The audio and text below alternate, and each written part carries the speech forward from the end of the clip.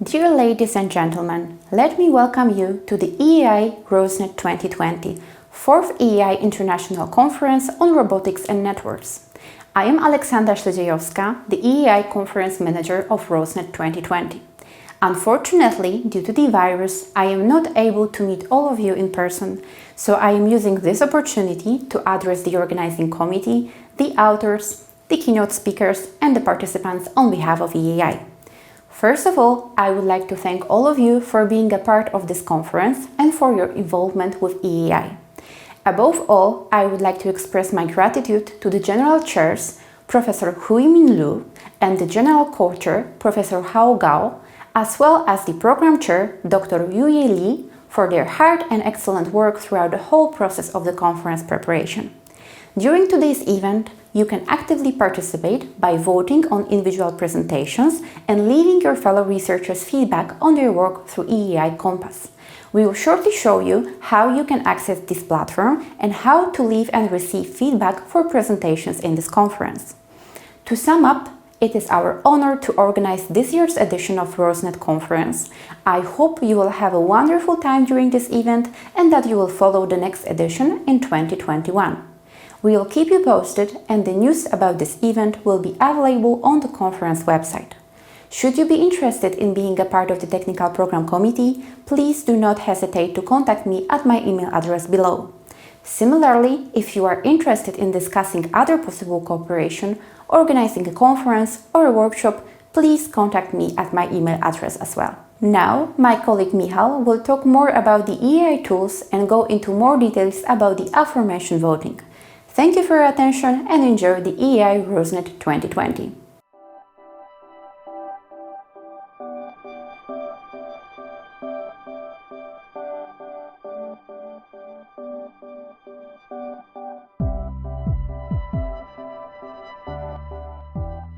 Hi everyone, my name is Michal Dudic. I'm the Community Manager at EAI, European Alliance for Innovation. It's my pleasure to welcome you at this conference and say a few words about who we are and what we can do for you and your research career. In short, EAI is a global community for a greener, healthier and smarter world. As of today, we are home to more than 60,000 members from 167 countries, and we reach out to tens of thousands of subscribers. As an organization, we are non-profit from day one, and what is most important to us is that we remain open to all researchers from all around the world thanks to membership that is completely free. We organize more than 100 events annually, such as this conference, and we do so in publishing partnership with Springer. I said in the beginning that EAI is a community, so let's talk about what that means and what it means for you. To put it briefly, we give our members a platform that builds their research. We do it with 3 main online community services where members come together to help each other write a better paper, get an objective review, and get recognized fairly. The 3 services in question are EAI Compass, Community Review, and EAI Index. Firstly, EAI Compass is an online app where you can meet and connect with new colleagues and get feedback on your paper as well as your presentation. In addition to that, it lets you download all full papers that will be presented at this conference, and you can vote on your favorite presentations as well as see everyone who is here and connect with them. You can do this right now if you go to EAI Compass website, compass.eai.eu. Next, we are improving the classic conference review process with community review. It has already been in use at all our events since 2019, and we were very excited to hear a lot of positive feedback from program committee members regarding the reliability and the speed of the community review. Let's talk briefly about what community review does. Essentially, it is a website that shows abstracts of papers that are right in the middle of the review process, as long as the authors allow it, of course. And all EAI members may then bid to review specific papers. When they submit their bid, they put in their bio and their qualifications, which are sent to the program committee, who can then decide whether or not this bidder is qualified to review the paper they bid on. This relatively easy access to review opportunities means that bidders really need to put their best foot forward if they wish to be selected, which improves the quality of the entire review process. At the end of the day, this benefits you, the author.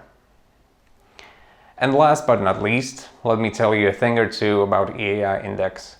EAI Index is our credit-based evaluation system that we rolled out this year to all of our conferences and journals that allow you to climb the global ranks of EAI community and get recognized for your work. It calculates a number value for most actions you make, such as getting your paper accepted or submitting a review, and these numbers accumulate for 12 months. At the end of this 12-month period, we put together a ladder of all EAI members, and the ones at the top receive a nomination to one of the membership ranks: senior member, distinguished member, or fellow. For each action that is eligible for EAI Index credits, we'll look at the quality of your action as it was evaluated by another member of the community, such as, for example, the review score of your submission. To make sure that the system is fair to newcomers, every 12 months the credit count gets erased, the ones at the top receive their nominations, and every member starts at 0 for the following 12 months. And finally, Smart Submit is a collaboration feature that is coming later this year. It will allow you to submit your research ideas and your work in progress abstracts to get the kind of help and feedback you're looking for. Maybe you are looking for co-authors, maybe you would like to find a mentor or a mentee, or maybe you want to find out how the community feels about your idea. This is what Smart Submit is designed for. Ultimately, it's about helping you write a better paper and increasing your chances of getting accepted. Again, we will be launching this feature later this year, so stay tuned. And so I'm going to leave you with many different ways to get engaged at different levels. There are lots of opportunities in many of our events and publications, which means many ways to connect with people and collaborate. You may learn more about everything I just talked about at our website, eai.eu. These services exist to help you and to make your lives easier, so we encourage you to send us your comments, ideas, and feedback to community@eai.eu. And if you're interested in volunteering and contributing, you can let us know at the same email address.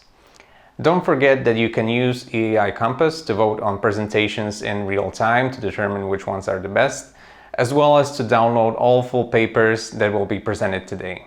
Just make sure that you log in using the same email address as the one you used to register to this conference. Thank you very much for your attention. Please enjoy the conference, and I hope we will see everyone online soon.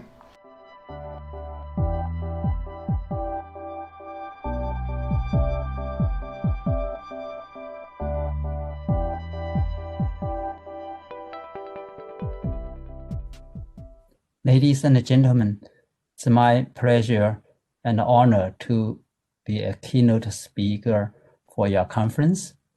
I'm going to talk about how to replace particles in particle swarm optimizers with mobile robots, a new paradigm for effective swarm optimization.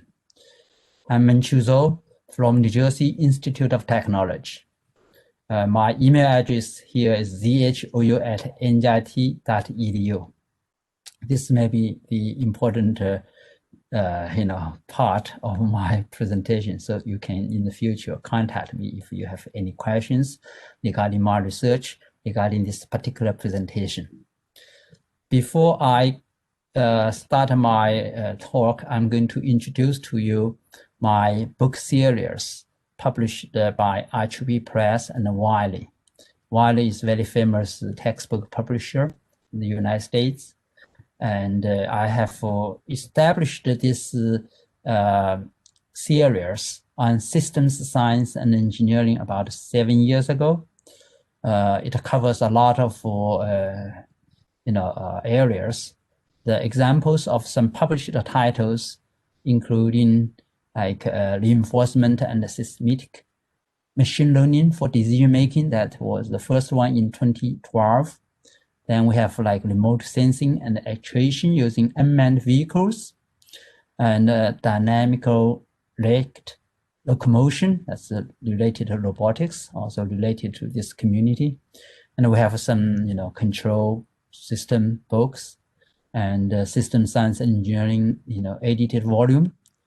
Recently, we have some other books, including this one, hybrid control strategies for smart robotic hand, and path planning of cooperative mobile robots using discrete event models.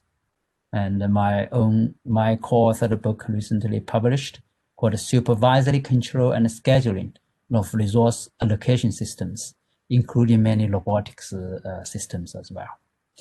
So these areas should be very much related to the audience in this, of this conference. We cover complex systems, discrete event systems, network systems, intelligent control systems, etc. Smart manufacturing systems recently. So these are quite popular area. My next item is my journal called IEEE CAA Journal of Automatic Clinical. CAA really means Chinese Association for Automation. And this is the first journal established between IEEE and outside the USA organization. And it has been very successful. So far, its impact factor is 5.129, so it falls into Q1 in JCR ranking. Its SITE score is 8.3. It ranks at like top 9 to 12% in the following areas like control and systems engineering, information system, artificial intelligence. So we have worldwide authorship from different institutions in 50 countries. And we have also some special issues. The recent one is cognitive computing for collaborative robotics. Some of you might be able to submit the papers to this special issue if your papers are almost ready, because deadline is November 15, 2020. Another special issue is blockchain for Internet of Things and cyber physical systems. So if you are studying blockchain for robotic sensor networks, and then the paper should be fine for this special issue. We have learned many other interesting special issues, and so we hopefully you can share your research with our audience. This journal has established two important best paper awards. One is 学生前 Paper Award. The other is Nobel Winner Review Paper Award. So Dr. Chen is the father of control engineering in China, widely recognized. And the Nobel winner is the MIT professor, is the father of cybernetics. So we have used their names to establish two best paper awards. And the winner of the best paper award would be given like a good amount of award money. Renminbi 20K, that's equivalent to like 3,000 US dollars. So if you have excellent papers, you might be able to receive such awards. So now it's my talk. I'm going to have 5 parts. I'm going to give a brief introduction to background, then tell you the problem we are studying, then the new algorithms we are going to present to you. And then I'm going to show you some experimental results and conclusions. So we can observe many swarms. Each individual is simple, but when they form a huge group, they can reach so-called swarm intelligence, group intelligence. They can do a lot of amazing things as shown through this kind of pictures. And among many swarm intelligence algorithms, most important one is like evolutionary algorithms, differential evolution, genetic algorithm, artificial bee colony called ABC, ant colony optimization, fireworks algorithm. And the final one is I listed here is particle swarm optimization. In fact, we have many such swarm intelligence, methods. They were all inspired by nature, or sometimes by physical processes, or chemical reaction, etc., etc. And I'm going to focus on particle swarm optimization. This is basically inspired by bird flocking and fish schooling, etc. So in particle swarm optimization, the idea is rather simple. We have randomly, say, 50 particles in the search space for some optimization problems. So at each moment, each particle has its position. Each particle means a solution. So each solution may have multiple dimensions, right? So for each dimension, we want to find out its next possible position. So we designed this very simple formula here. Existing position, C1 and C2, so both are the learning factors. C1 is called a cognitive learning factor, C2 is called a social learning factor. Now, R1, R2, they are random numbers from 0, 1. So we randomly pick up numbers from 0, 1, right? Now, the P best is the personal best so far a particle has experienced, right? Then this is the current position, of course. Then G best is the global, the entire swarm's best position. And this, of course, XID again is the current position. And this is VID, basically the kind of increment you want given to each movement. So now with this formula, and then your next position is decided by the current position plus this calculated number. Okay, so this basically is a kind of stochastic optimization technique. It has the famous feature that is it can converge very fast. And also we don't have so many parameters to tune. So PSO has two types of environments. One is so-called noise-free environment. In this environment, each fitness function or each object function or each objective of a solution, has the deterministic value. In other words, once the position is given, my fitness is known, it's deterministic, right? No noise there. And under this kind of noise-free environment, we have four major classes of PSO invariants we can achieve. First one is through parameter configurations. For example, you might want to add an inertial weight, or you might to have time-varying acceleration coefficient, or you might have adaptive PSO. All these kind of PSO invariants fall into the class of PSO with parameter configurations, different parameters, different parameters change, leading to different performance. The next one is topology structure. So for example, we can design certain topology to facilitate the interaction among particles. For example, PSO with the ring and a von Neumann topology.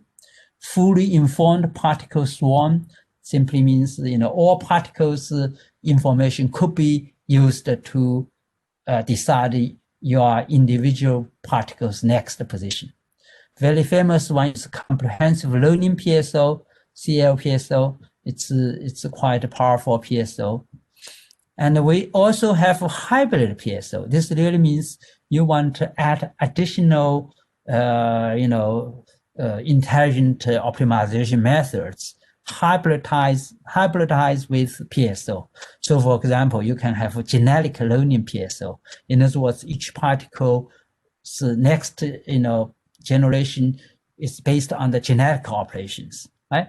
And PSO with an aging leader and the challengers.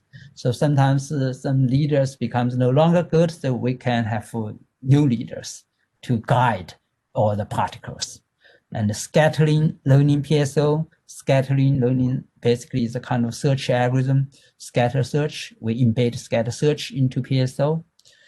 And the fourth class of PSO variants is so-called multi-swarm techniques. Basically, you divide your population into multiple subpopulations so that these subpopulations can evolve. And they are especially useful for multi-mode optimization problems. In other words, you have multiple optimal. And also you can have a PSO with an inter-swarm interactive learning strategy. This means we want to learn these good features from different subgroups of population. So this will allow you to have better results. Also, we have some noisy environment. In noisy environment, we can basically, the situation that given a solution, right, you evaluate your fitness value. Unfortunately, the fitness function has noise. So your fitness evaluation is not accurate. So what we do, the traditional way is to use so-called different resampling. We do multiple evaluation given this position, given this solution, then average them to find the true fitness value. Then we use that fitness value to guide the entire swarm. So we have multiple ways to do this. And unfortunately, this approach called resampling approach is not really effective sometimes. Why? Because when you have small noise, then if you sampling too many, then you waste your computing time. But if you have high noise, then if you don't sample enough, then you might have the so-called undersampling problem. Then you might lead to inaccurate solution.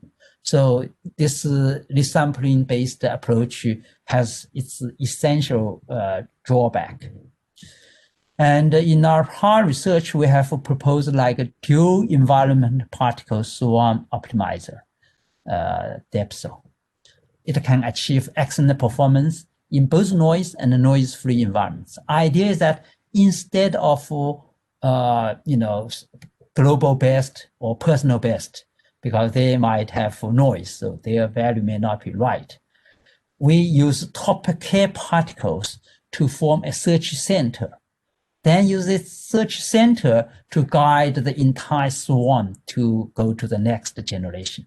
So now once we use such search center concepts, basically you avoid the resampling because you add multiple top particles value together, and then we are able to prove that this approach is very effective. You can overcome noise issue, and even if there's no noise, the approach also works very fine. We have this particular work published in IEEE Transactions on Cybernetics last year. Now, I want to introduce the problem we are going to handle today. First of all, our current research focus is on mobile robot swarm and swarm intelligence. So we see numerous robots, each to form so-called a robot swarm. Each robot could be very simple. Okay, so however, when they form together, we wish to find so-called swarm intelligence or group intelligence, so that they can accomplish things much more sophisticated than any individual robot. So this Angel Has Fallen movie, 2019 movie, has some very famous scenes. One of the cases that they are able to launch numerous flying robots. Each flying robot has certain capability to find a target, to communicate with each other, so that they can search, attack. And it's extremely difficult for us to intercept such weapon because, losing 1, 2, 3 will not affect the swarm intelligence, will not affect the group intelligence. They are able to get a target and destroy the target. So this is a very good motivation for one of our research here. And one of our issues is we need to look at the optimal position, right? This optimal position basically is like a source target location problem. We want to find that particular target or particular source, right? So what do? We have to be able to measure the field strength by sensors. In other words, all these robots have some sensing capability. Next, they do collaborative search so that we are able to, in a fast way, locate source and a target. Now, the challenges are we do not know the environment initially. And also obstacles, refraction, and multipath fading will influence the decay profile dramatically. In other words, your signal profile could be different. Now, very important, we have energy and time constraints given any such robots. You must finish, before my robots consume all the energy, right? So we have a lot of such issues. And we have different, problems. Single mode, we mean have only one single optimum. Multi-mode, you might have multiple optimum. Some are locals, and one may be global or two may be globals, right? And we can see they have a different signal intensity, okay, distributed differently. And in reality, of course, you have a source, you can see sometimes barriers around. So all these robots will eventually rendezvous to the source, right? So eventually they're going to find the source. If they are able to sense the environment, they are able to do collaborative search. Now, all the existing PSO never consider the issue of particles moving distance, because in a theoretical way, they think moving from one position to another position is simply an addition, some multiplication. It can take a very fast speed without any consumption of additional energy, etc. Right? So if we look at this scenario here, in the traditional PSO, a particle has its position in each generation. And for this particular case, we have three particles. Three particles are going to move to their next position. For example, X1 come to this next position. So it takes this blue path. X2 takes another blue path to its next position. X3 also take blue path to reach its next position. So you can easily see, if we don't care about the length, the traveling distance, you will find it doesn't matter, right? No problem.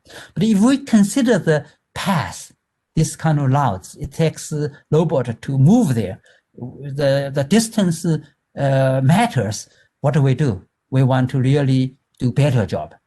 Instead of asking S1, robot 1 moving here to here, we'll ask robot 2 move to there because they are closer. And robot 1 will move to X3, that's closer. And robot 3 will move to X2, this position. And we all move to the next generation positions, we do evaluation. Now, because we move along these red lines, so we can save a lot of distance, right? We are going to show you later on that is the case. So with this new idea, we're able to save robot a lot of energy, and also we will save robot a lot of time, because shorter distance, you can move there faster, right? So you can finish the evaluation faster from that perspective. So that's exactly the ideas motivate us this particular research. So we are going to have our proposed algorithm involving these following steps. First of all, we call this proposed algorithm as moving distance minimized PSO, MPSO framework, right? Because the moving distance will be minimized in our new framework.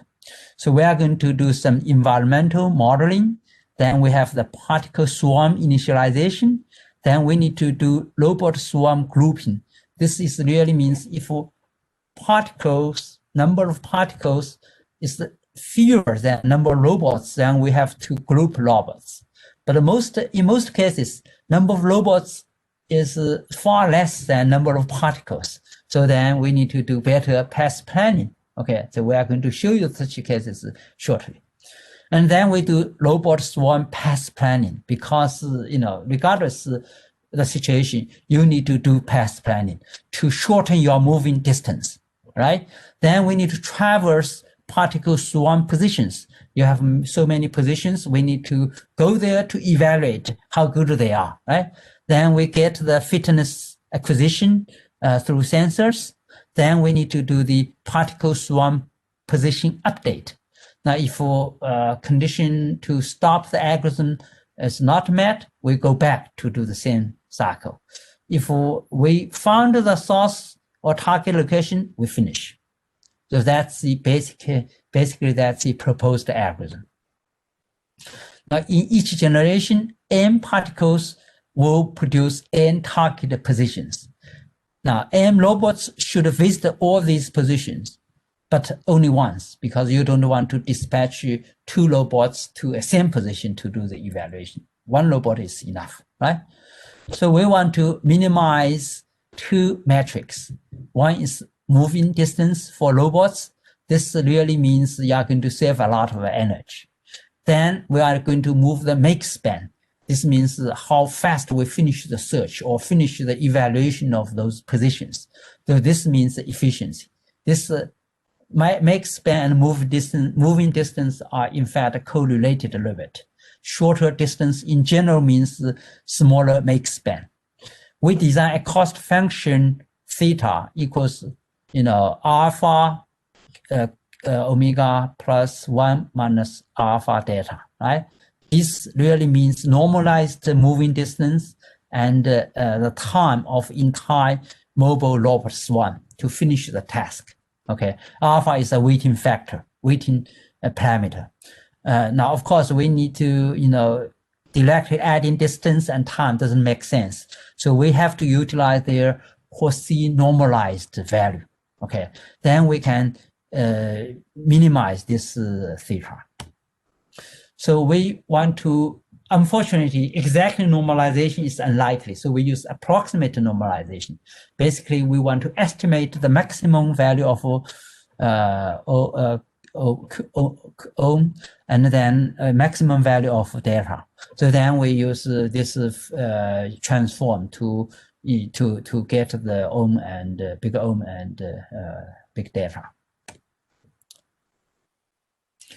Next, we need to do robot swarm path planning. So initially, we will have the make span of each robot as a 0 vector. Then we initialize a cost matrix. Now found the minimum value of, in this cost matrix, Fij, and we'll let robot I move the target position Xj. And then Xj will not be visited again. Therefore, we are going to reduce this cost matrix dimension by 1. So n by m becomes n by m minus 1. Then we do the same steps to find the next, robot move to next position, such that we can finish all the targeted positions. Once we visit all the targeted positions, we're able to sense the environment, found the fitness value, then we go to next step. So that's really the algorithm part. Now we want to show you the experimental results. So here is the kind of how particles move to their next, environment, next positions. And initially you are given this kind of particle distributions. We don't know this, this is the optimal, the point we want to find, right? So we want to show you how these particles converge to this kind of target, and how they move around the barriers, obstacles to come to this optimal one, right? And actually, when we are doing that, we do involve path planning for robot swarm. In this particular case, we have like 50 positions, particles, but we have only 5 robots. So then we need to really distribute these robots, path plan these robots such that they can visit all those next, positions. Okay, so each robot must visit multiple positions to visit all these next generation positions. Then we start next round. So that's one generation. So generation by generation, we are going to do all these visits of the positions. Eventually, we are able to find the target positions. So here's the actual, kind of one generation. So actually, how robots move. If for this case, we have only 5 robots and like 50 particles, right? Number of robots is far less than number of particles. And here we show you how these robots eventually converge to the optimal position, the target or source. We found the target and source, okay, in an efficient way. So we have to evaluate our approach with respect to like standard PSO and also DEPSO, the algorithm we invented. And we see significant, advantage with our new approach. Our moving distance could be reduced like 66% compared with standard PSO and 80% compared with DEPSO. Okay, and so that's when number of robots equal to number of particles, right? Now, if the number of robots is much less than number of particles, then we can observe even more distance saving, okay, like 82% and 72% here. Now, if we use the to check the make span, also we can save significantly, like 70% from the standard PSO and 73% for DEPSO, right? And we see the more significant, reduction in terms of the make span when number of robots is less than number of particles, right? So the very good news here is that this algorithm, this idea can be applied to any PSO variants, basically. Okay, so all PSO variants can utilize our newly proposed idea to improve them when you really use robot swarm to implement the search and optimization. So now it's my conclusion. The advantage of moving distance minimized PSO includes, first of all, it can well control a mobile robot swarm to solve a problem. Second, it can be directly deployed to most PSO variants. Third, it can uninterruptedly work with robot shortage or breakdown. In other words, some robots may die. Yes, no problem. We can still, easily configure the algorithm to finish the work. It's especially valuable in dangerous environment. This really means we can use robots instead of human beings to do all this work.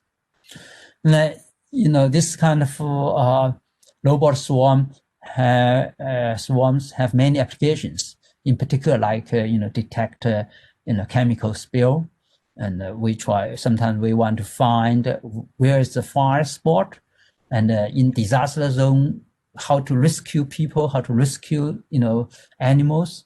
And also we have a good news. The idea presented in this particular presentation can be applied to most population-based methods like ABC, SEO, etc. We mentioned before. So what's the next? Next, research could involve the distributed version of MPSO. You have to consider network bandwidth, some risk, sometimes you might disconnect it. How can we survive in this kind of difficult environment? And using this so-called distributed version of MPSO.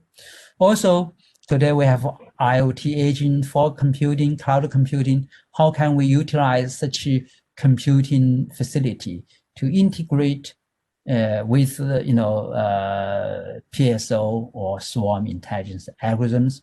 How to integrate them into robot swarm to advance the field of optimization, rescue search, etc., etc.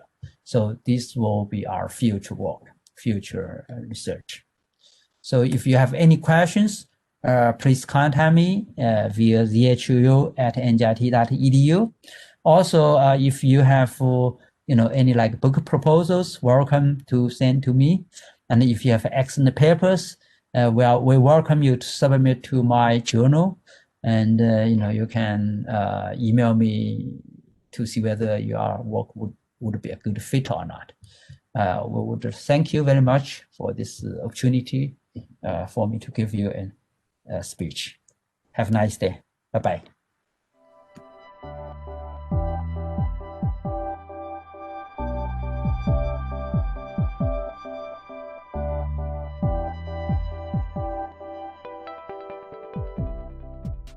Hello, everybody. Good morning. I'm very happy to give a talk in the conference of Robotics Sensor Network 2020.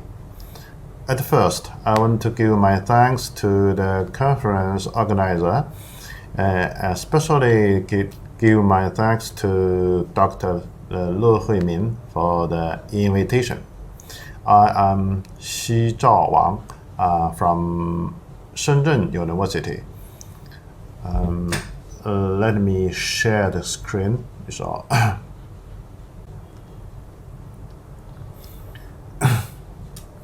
okay, today I will share with you the talk with the title Uncertainty Modeling in Adversarial Learning. Before talking, I want to give a brief introduction to the Shenzhen city. Here is my university name is Shenzhen University. Here is the Shenzhen city in the South China Sea. It's very near the city of Hong Kong and the Macau.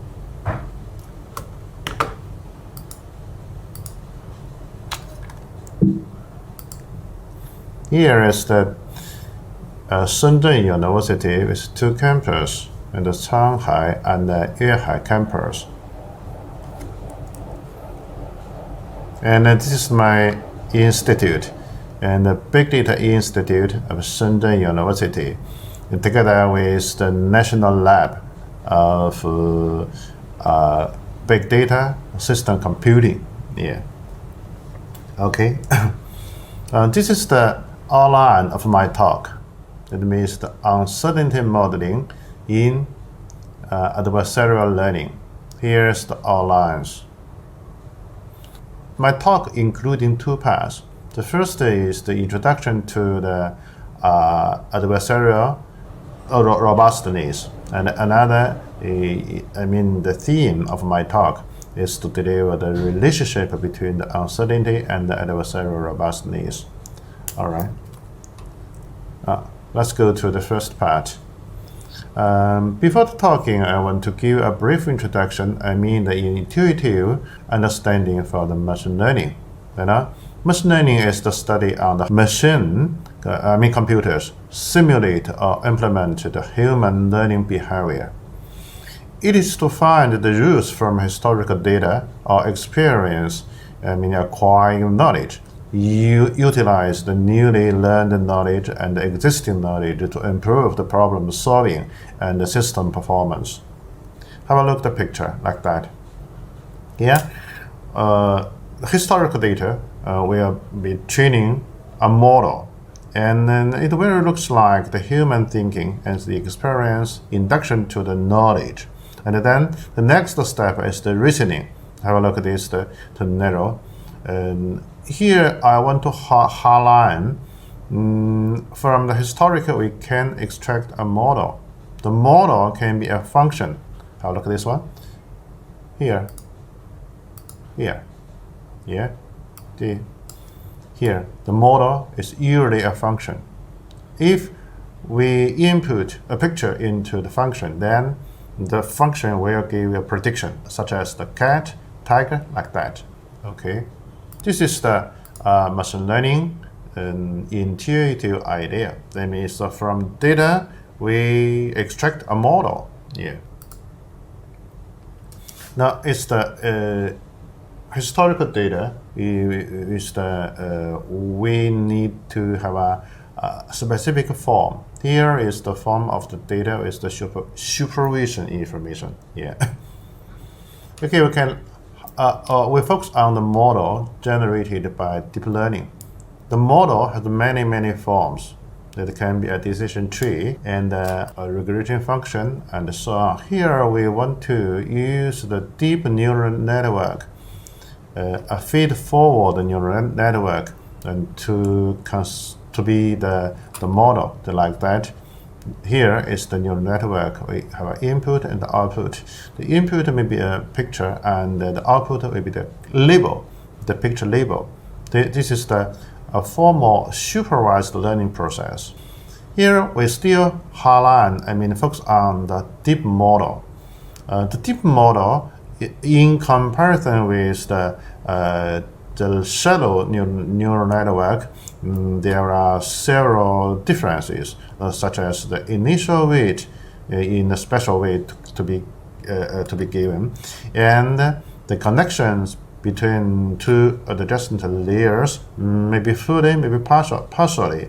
So in the deep neural network, the connection maybe, and in most cases, are partially connected. And another is the skip connection. For example, the first layer may be connected to the third layer, the fourth layer. That means that we get skip connection. Another feature, the most significant feature is the neural network has many hidden layers. That's why we call it deep. All right. Okay, this is a brief introduction to the supervised learning and the deep models. Next part, I want to introduce the adversarial examples and the robustness. Okay. Here is the examples of the adversarial samples. I want to intuitively give the ideas of what is the adversarial sample. So like that, this is the original picture, and input the model, and then output the label. This is the learning reasoning process. Suppose the original picture have a little perturbation, like that, and for human is imperceptible. We cannot see the difference between the two pictures. Then we still consider this is a panda. But if we input the panda into the neural network, then the output will be another class, jabbing. So we call this picture and these samples are adversarial samples. On to highlight the feature, that means the adversarial samples have the feature of being imperceptible for human. Another, the same. The lady, the sample, with the glasses, wearing glasses. And so, if for human, we can identify the two persons, the two ladies are the same person. But so if we input the lady with the glasses into the neural network, then the output will be another person. So we still call it adversarial example. That means that if the perturbation may be not very small, but for human to recognize the two persons are the same. There is the lady and the lady wearing glasses. So we still call this the imperceptible for human. This is the adversarial examples. Okay. Here, we give a formulation for the adversarial examples. A formulation for the adversarial examples is the box contain the optimization problem. That means the object has a small perturbation like that, x prime and x. These are two pictures, and the change is very small. But x prime and x, the two objects, will correspond to different classes like that. L and L prime is not equal. So we call this x and x prime. One is original, one is adversarial. Pay attention to this is the small perturbation is very small. This is the middle feature for the adversarial examples. Another important feature, significant, very significant, the feature is the adversarial example are imperceptible human. That means that we cannot view the difference between the two pictures, the two objects, the original and adversarial. The adversarial examples are first discovered by this scholar in ICMR in 2014, the conference. Here is the references. Okay. Next, to give the adversarial robustness. Adversarial robustness means to the ability of a model to resist adversarial examples. The ability of resisting adversarial examples. Have a look at this picture. Suppose we have a model, deep neural network model, so deep learning trained by a deep learning scheme. Suppose we input a picture like this cat input, then the exact prediction, the output is the label cat.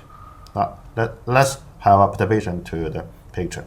If a small change to the picture, then we input the picture with small perturbation into the neural network. Then the deep model will output still cat.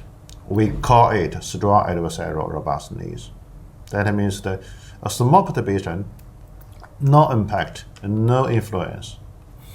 Another, if the small perturbation will result in the change of the label, so like that, a small perturbation to the picture, then input the deep neural network, then the output will be tiger. So the different, different classes. So in this way, we call this case is a weak adversarial robustness. Now, in summary, the robustness means the ability of the model to resist adversarial examples. Yeah. Okay. This is the first part. Second part. Next, I want to introduce the adversarial training. Adversarial training. Let me first give the introduction to the how to find the adversarial examples. And the process of finding the adversarial examples is called attack. A type of attack, so the major issue is to how to find the adversarial examples. How to find, essentially. If the argument, the observation has a small perturbation, that will result in the different classes. We call them adversarial examples. And so we would like to check which direction, if the argument and observation has a perturbation, then the response will be changed sharply. Of course, that means the gradient design, gradient direction. So that gives us a guideline how to find the adversarial examples. That means the object has a perturbation along with the gradient design, gradient direction. Then we check whether or not the classes will change. So we have no shortcut. This is a very actual method to find the adversarial examples. That means that we want to find the sensitive examples to the output. Sensitive, like that. If the X is the object and will become to X prime, maybe the change is very small, but the direction, the change of direction will be along with the gradient direction. But the classes, you will have a look in this picture. The classes will change from this class to that class. Yeah, from a car class to an animal class. Yeah. So anyway, in this slide, I want to show you the attack means to find the adversarial examples, a kind of attack. So in common sense meaning, we say attack to the network. That means that we want to find adversarial examples. All right. Next, I want to show you what is the meaning of adversarial training.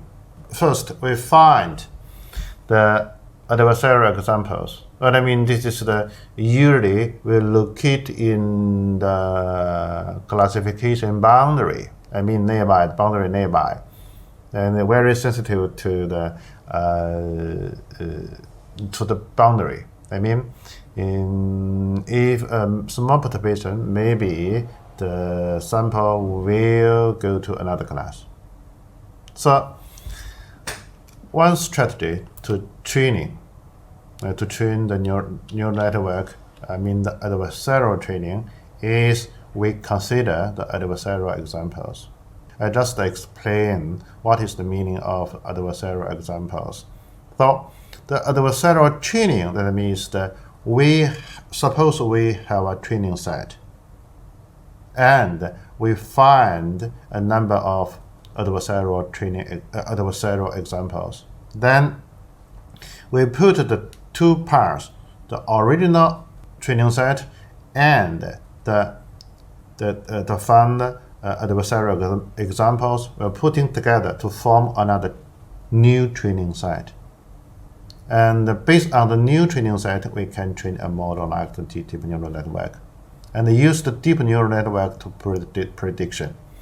So this is called adversarial training.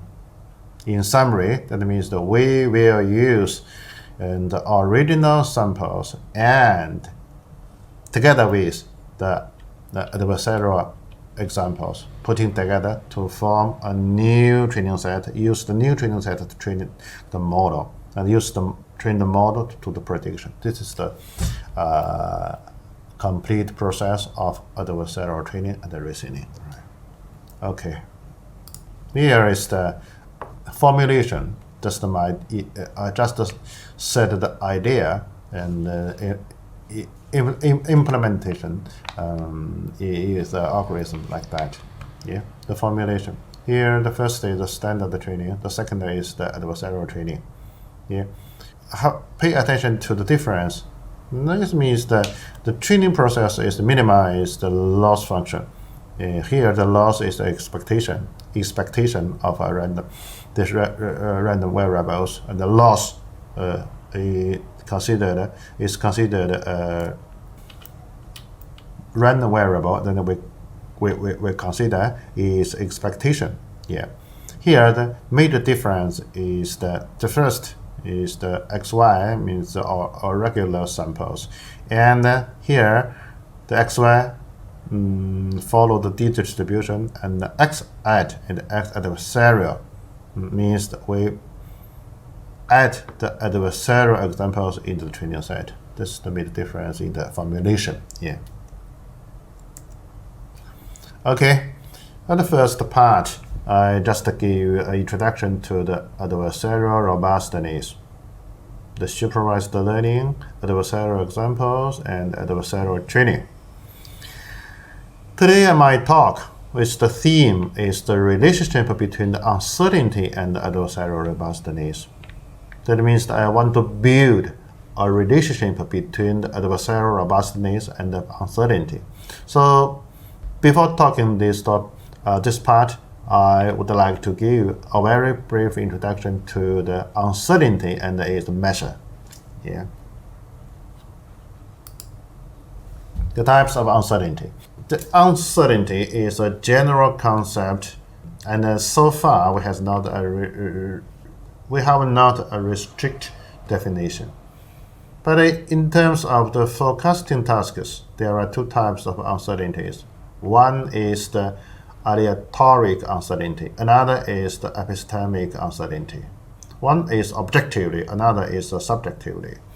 The first aleatoric uncertainty, it is the statistical uncertainty.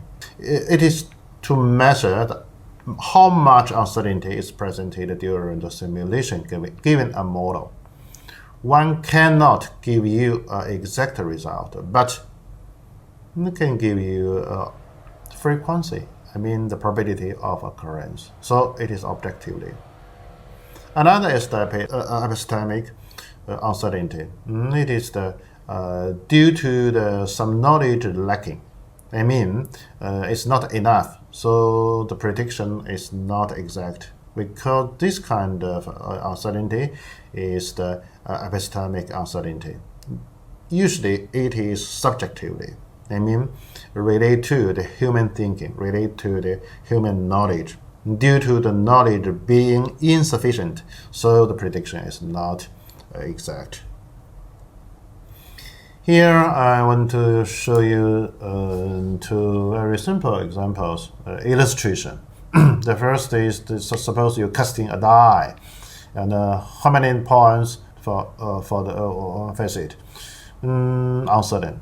I don't know exactly for a fixed one time, uncertain. But we can give the probability of each point can be given. Can give, the frequency of each point appearing from many experiments. So it is statistical. Another is the epistemic uncertainty. Suppose giving a data set, we want to use a model to fit the data.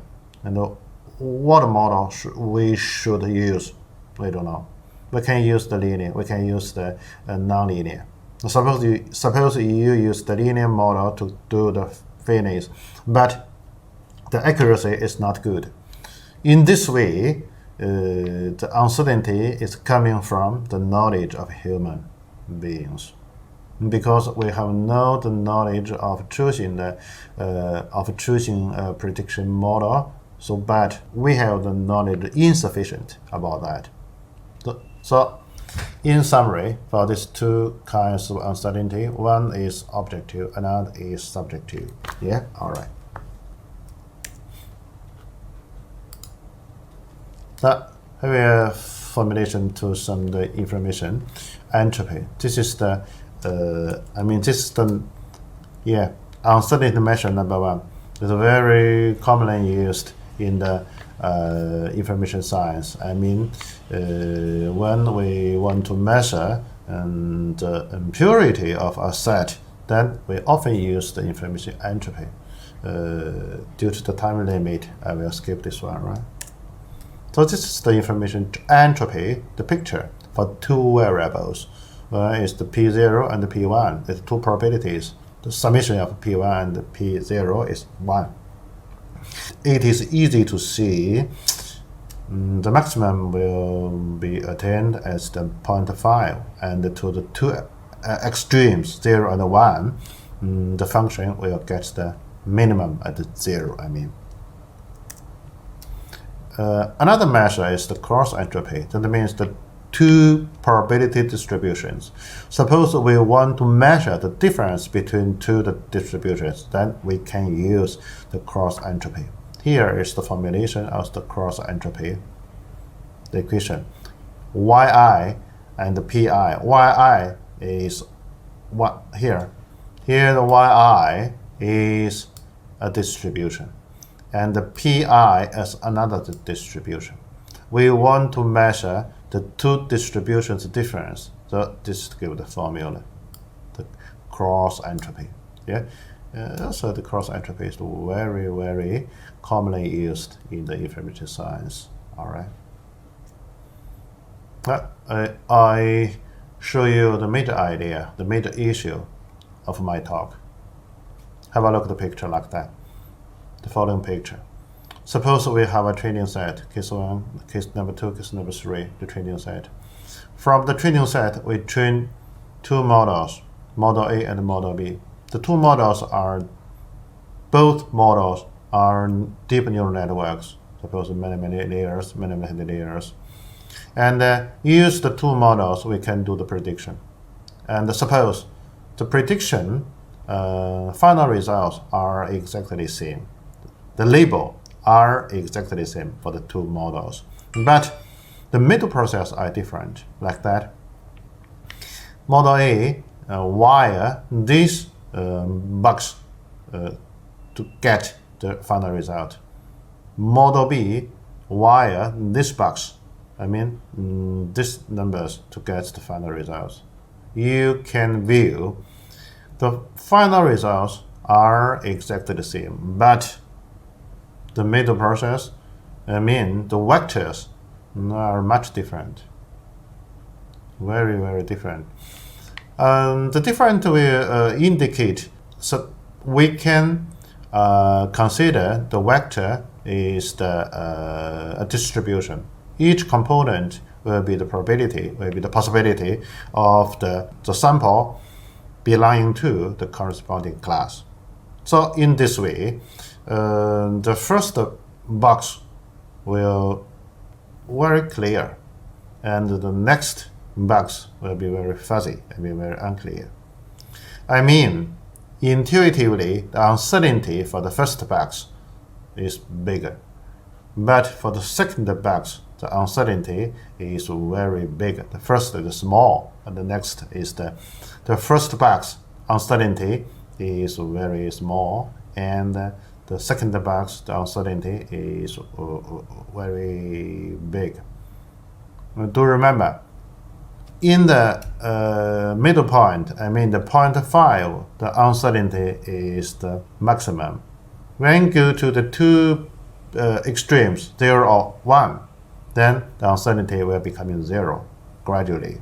So the first part with the small uncertainty. The second is the big uncertainty.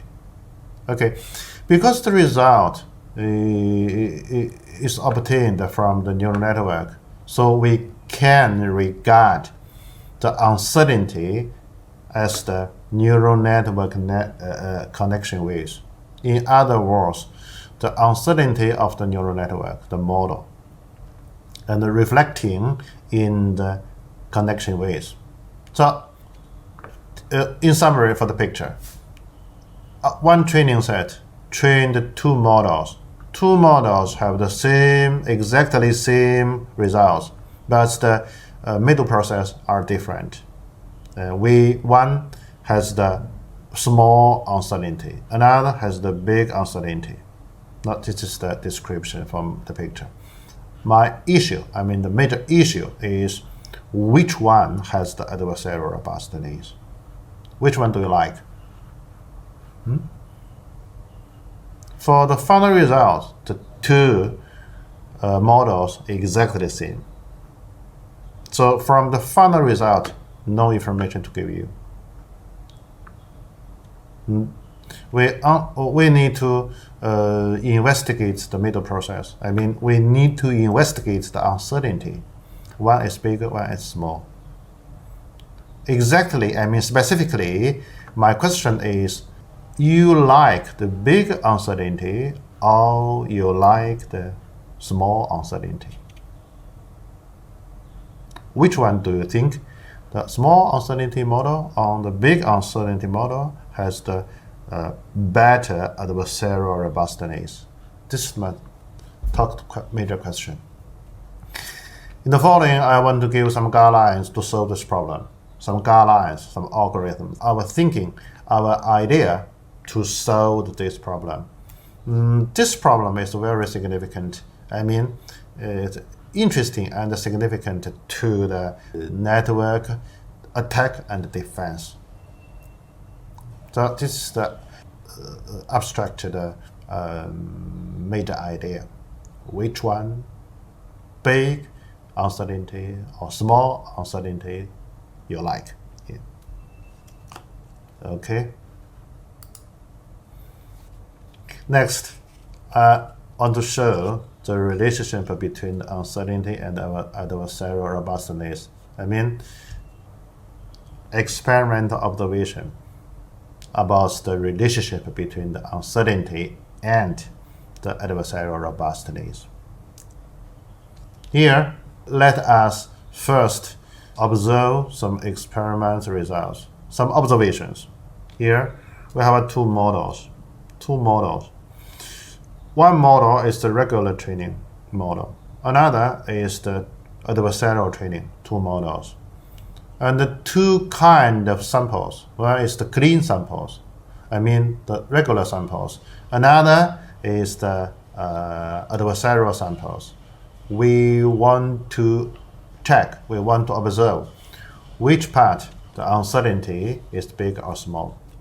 The first picture is the two models comparison for the clean samples. I mean, for the on the clean samples, the uncertainty statistical picture. The second picture is the second two figures. The second is looks like the normal distribution, right? It's two model comparison between. I mean the two models comparison for the adversarial samples. For the adversarial example, the two models, the regular training and the adversarial training, you can see for the adversarial examples, the adversarial training will greatly increase the uncertainty of the adversarial samples. That gives us these two pictures give us a guideline and give us a signal. That means that the bigger uncertainty will, the better robustness of adversarial training. This is the table of the training results for the average entropy and accuracy. You can see. Have a look at the last column, this column. This column. You can see the adversarial training and the accuracy. The last standard and adversarial training. You can see the adversarial training will reduce the accuracy. So this is the balance between the adversarial robustness and accuracy. No free lunch theorem. Yeah, adversarial training will increase the robustness of the model, but to some extent will reduce some accuracies. All right. Another observation is the prediction field of some classes. It is easy to view for some classes. The field of prediction will become very narrow. That means that if you minimize the cross entropy, it is not good, because if the prediction field is very narrow, then these classes will vulnerable to the adversarial attack. Yeah, vulnerable, very weak. So we want to give some balance between the prediction fields of classes. So this is another major idea. So the final, in summary, if the model prediction uncertainty is increased and the adversarial robustness will be improved or not, the answer is yes. Here is the relationship between the uncertainty and the robustness, the intuitive explanation and some strict derivation. Derive something based on some formulation, the definition formulation I gave. The conclusion still is that if we're keeping the probability of the correct class consistent, the larger the information entropy and the stronger the robustness. All right. Here's the proof. I'll skip. Yeah, all right. How quick? Be quick. The next part is our proposed training strategy. Here, very simple. Our strategy is to maximize the information entropy while minimize the cross entropy. Here is the formulation of our training scheme. All right. Here's the through the minimize the loss function, we can significantly increase the model prediction entropy while keeping the accuracy. Here is the experimental results. Right? The major idea is borrowed. This idea is borrowed from the references like that, neutralizing the probability on the incorrect classes along with the guarded term to balance between the correct and the incorrect classes. This is like that. All right. This is the correct class. The 0.6, and the others are the incorrect classes, the probability and the possibility. Then this is the neutralizing process. We want to neutralize the 0.4 into 0.1111. No? So maybe someone ask why we do it. What's the meaning? Any effect for this doing? This is the neutralizing. we will maximum the cross entropy so that this way we can improve the robustness of the training of the adversarial training. Okay, and then this idea is you can, if you want to know some details, you can go to this one. Yeah, this. The following is our experiment based on our training schemes. The experimental verification. I like that. I will be quick. From the pictures you can see on the dataset MNIST in the CIFAR-10, CIFAR agent, and our proposed method is significantly better than the existing methods for the attack and the defense. Yeah. Here is the table and still show and accuracy by the adversarial training of two data sets. Okay, finally, the conclusion. Briefly here again, the major conclusions of my talk. The first, minimizing the cross entropy may lead to the prediction field of the some classes very narrow. It makes these classes vulnerable to the adversarial attacks. That's not good. Second, if we increase the uncertainty of the model prediction, then the classification surface of the model can be more balanced, thus can improve the adversarial robustness of the model. And the third, extensive experiments and simplifying the model derivations on the MNIST and several datasets and confirm the statistical relationship that the adversarial robustness increases with the increase of the model's prediction uncertainty.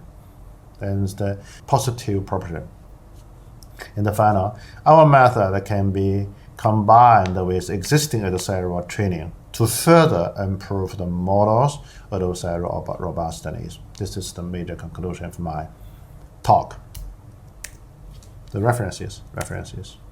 My thanks go to my students, Xizhao Jing and Chen Sihong, for making this PPT, and to all members of adversarial training group for their hard work and the discussions.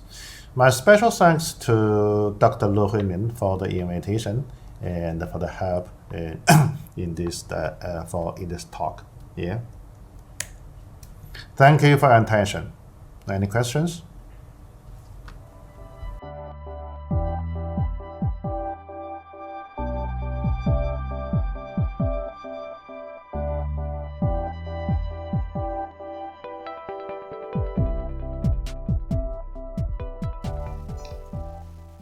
Hello everyone, we are from Eastern International University in Vietnam. Today we would like to present our paper entitled A Mobile Robotic System for Rescue and Surveillance in Indoor Environment. The content of our presentation today includes 6 parts. We give the introduction of our project in the first part, and in the second part, we present our motivation to explain why we conduct this research. In the third part, system design, we present the main design of the mobile robotic system, including the system architecture, the hardware and software design. In the next part, real-time human detection, we describe the main algorithm that we use in the robot system. We discuss about the implementation result in the next part, and then finally we make the conclusion of this work. Now let's start with the introduction. Nowadays, Internet become one of the most important parts of our life. Everyone uses Internet for all their activity, and Internet of Things is a network of devices such as camera, vehicle, home appliance, and other electronic devices which can connect, exchange, and transfer data. One of the most IoT applications is a surveillance and rescue system. A surveillance system with CCTV camera or other IP camera is used to monitor sensitive areas such as outdoor area or indoor area. However, such cameras have some drawbacks and constraints, such as they usually have blind spot. Also, to cover the entire area needs many cameras to reach every corner. A rescue system is to help saving the life of the victim who is stuck in dangerous situation. In such case, rescue team is not easy to get into difficult parts of the affected area. Moreover, it is dangerous and risky to enter such area without getting the real information about the number of victims, their health condition, and environmental condition of the target area. Sometimes, due to lack of information, a rescuer may become a victim. To overcome this problem, deploying a mobile robot into the given area is one of the best solutions. The mobile robot mounted with the video camera and sensor can go into the affected area and send on real-time information from the target environment to the rescue team. By analyzing the collected data, the rescue team can plan their work more efficiently. Beyond the problem discussed so far, in this paper, we aim at design and implement a mobile robotic system with all necessary features at low cost. The mobile robot system can be able to provide live video stream of the target area, can detect human presence and other environmental related information such as humidity, temperature, carbon monoxide, poisonous gas. The robot system can be controlled and managed remotely via a web-based user interface. And here is the system architecture. The mobile robotic system consists of 4 layers: the sensor actuator layer, and the second is controller gateway layer, and the third is analytic processing layer, and the top one is user application layer. At the sensor actuator layer, this layer consists of many types of input devices such as sensor, camera, and output device such as servo and DC motor, LED, and buzzer. Sensor including temperature and humidity sensor, gas sensor, distance sensor are used to get the ambient data in the target area and then send the data to the central server for further processing. At the controller layer, we use an IoT device. At this time, there are several kinds of IoT device can be used. For example, Raspberry Pi family, NVIDIA Jetson Nano, and Intel Neuron Computer System. Deep learning processor on a USB stick can be used to accelerate the performance of IT device in image processing. At the analytic processing layer, at this layer, image captured from a camera are used to detect the victim in the target area, while the ambient data from sensor analyzed by using a physiological control algorithm to judge whether the target environment is safe or not. This information is very helpful to the rescue team in their work and to control the robot movement. And at the user application layer, the system can be accessed via web-based user interface to control the robots and observe the data environment.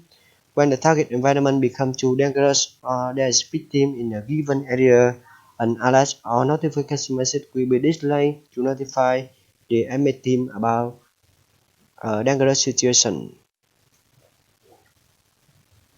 In our project, we use Raspberry Pi model as a controller for whole system. However, due to the hardware limitation, Raspberry Pi does not perform well in some real-time image processing applications, which require high speed and accuracy.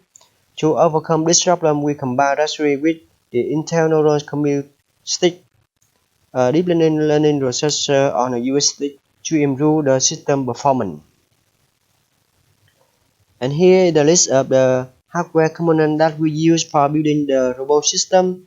The Raspberry Pi model is used as a main controller to connect on other hardware components, including many types sensor, latch, buzzer, DC motor, server, and Pi camera module.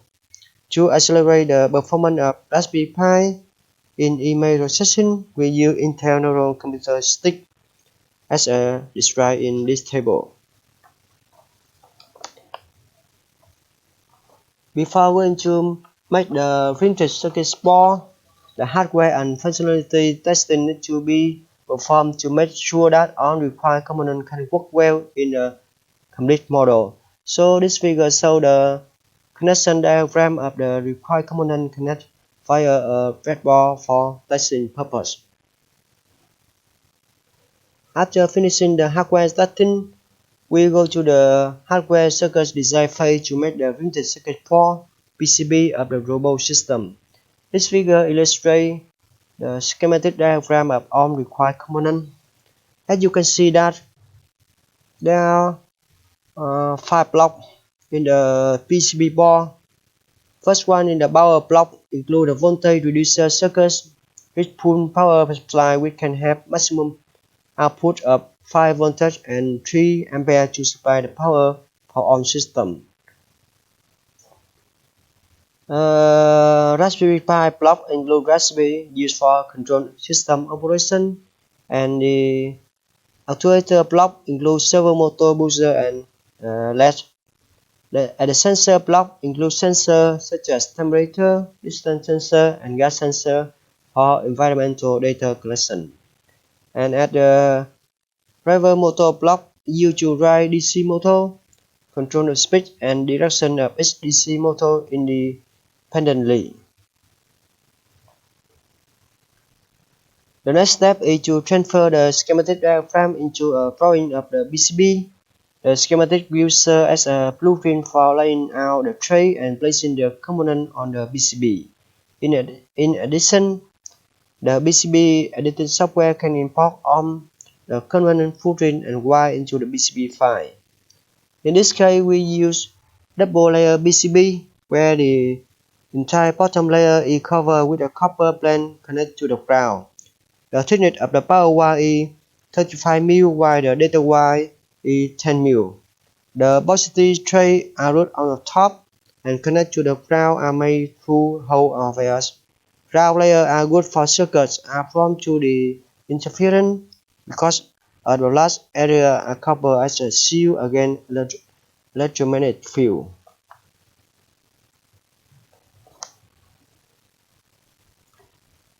In this project, we use a friendly web-based user interface for monitoring and control on operation of the robot system.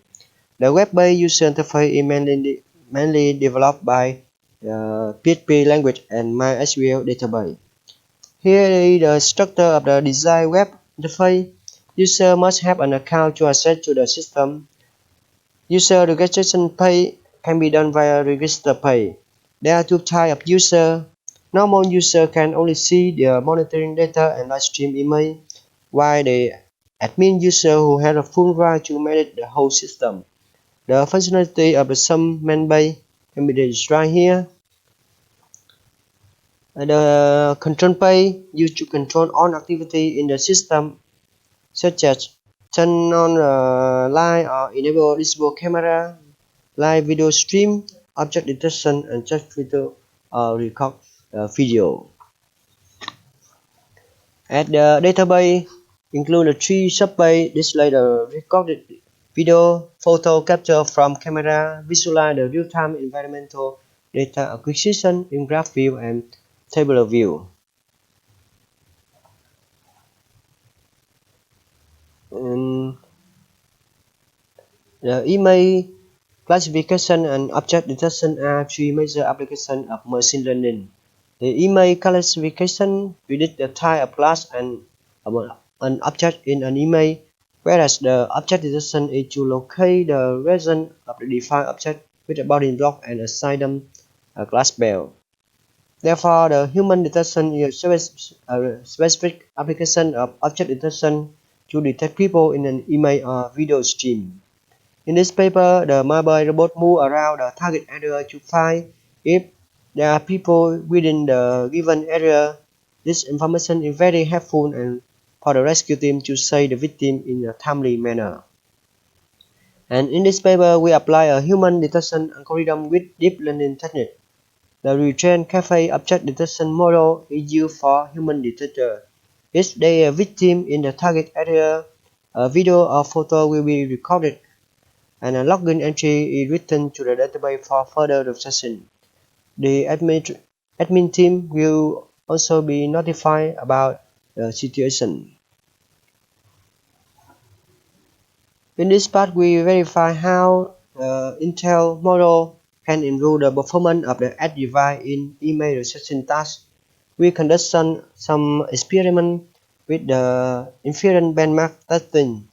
The experiment used HD mobile net, virtual network model, and TensorFlow framework.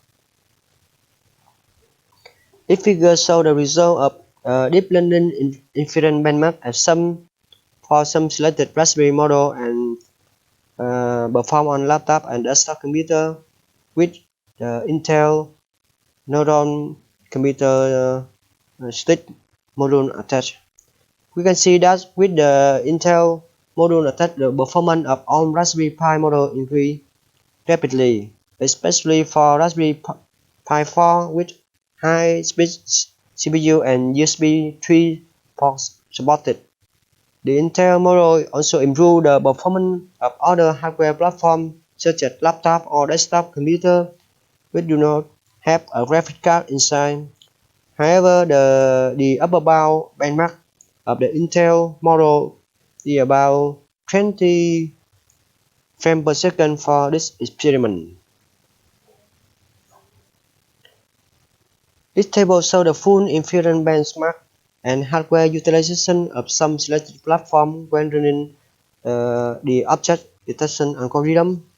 From this result, we can see that the Intel model not only improve the inference benchmark but also reduce the CPU usage when running deep neural network application. This allows IoT device can adapt well to a wide range of IoT applications. Now we discuss about the implementation result of our robot system. First of all, we build a mobile robot model for testing purpose. The mobile robot model looks very nice and friendly. This robot can move to the target area and get all required information for further analysis. Here is the result about the implementation of the web-based user interface. This figure represents the registration page. User need to register an account before login to the system. After having an account, user can log into the system and the login page with their account. After logging to the system successfully, we can see the home page which introduces the overview of the system. At the main control page, user can see much useful system information such as live streaming data from the target environment and environmental information. The alarm message can be displayed when the monitoring data reaches the threshold value, and human detection algorithm is used to detect whether there is victim in the target area or not. This information is very helpful for rescue team to plan their work in a timely manner. At the database, all collected information from the environment can be observed in real time. You can see the collected data in two formats, a graph view or tabular view. Moreover, at the database, the user can review all photo or recorded video captured by the camera. In some specific cases, this information is very helpful to identify what happened in the target area. And now for conclusion, in this paper we have already applied the newest technology in IoT and computer vision to design and implement a mobile robotic system which collects the ambient data and then analyze the collected data for making the right action in a timely manner. The robot system is potentially helpful in providing the corrected information of the target area to the rescue team. Moreover, it can detect the object, especially for human beings in the given area, which helps to save the human life quickly and efficiently in case of abnormal or dangerous situation. For the future work, to make the robot system more practically and efficiently, some necessary features need to be improved. The indoor position system using SLAM algorithm needs to be implemented to get the correct in position of the collected data. And the prototype hardware model also needs to redesign to make the smaller and compact one which can be applied in the practical scenario. This is the end of our presentation today. So please send us an email if you have any problem or concern regarding the content of this paper. Thank you for your listening. Goodbye.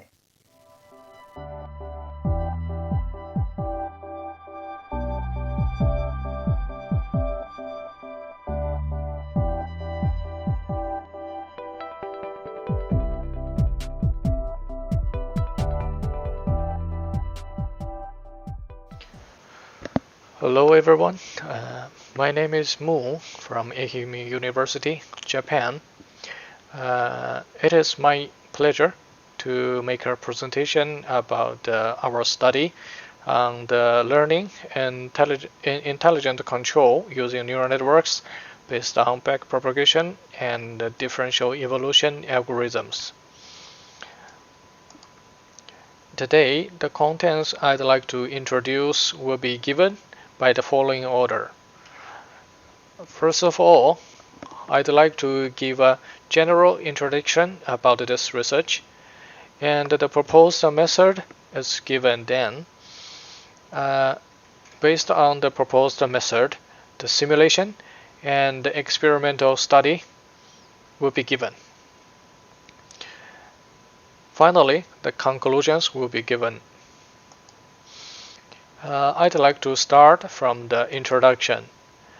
First of all, I'd like to give an introduction about the control plant of ultrasonic motor, which we can call it short for USM.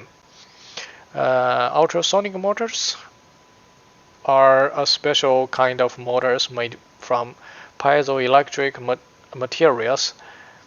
This kind of electronic motor employs ultrasonic vibrations, and they are driven by frequency instead of electromagnetic force.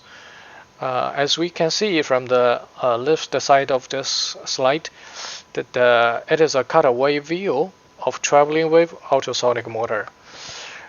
From the removed cover, and we can see that the main parts of the motor are including the rotor, the stator, which is made by elastic body and piezoelectric ceramics. When we control this kind of motor, and we could add high frequency alternating current on the stator, then the generated ultrasonic level vibrations will make friction generated at the surface between the rotor and the stator. Some constant traveling wave will drive the rotor to revolve in certain direction. This kind of motor are with various of advantages, such as compactness in size, low mass, quiet operation, high retention torque, high torque at low speed range, no electromagnetic noise. That's why they are widely used in many applications, such as actuators in watches and autofocusing lens of cameras, and they also attract a lot of expectation from industrial manipulators and the robotics fields. Of course, because they generate no electromagnetic noise, they are also very attractive to the medical and welfare devices. They are expected to be applied in the environment with the MRI. However, there are still several disadvantages of the USM. First of all, since they are driven by frictions, the life duration is not as long as traditional electromagnetic motors. And since we need to drive the motors by high frequency alternating current, complex drivers are required. And in the view of control, usually since there's no mathematic model for the control plant, it is difficult to obtain satisfactory control performance by our design of some controller or governors in USM applications. And meanwhile, there are characteristic changes according to its to their friction driving principle, and there's also nonlinear elements between the input and the output characteristics of USMs. This disadvantage make USM not easy to be applied in various kinds of applications.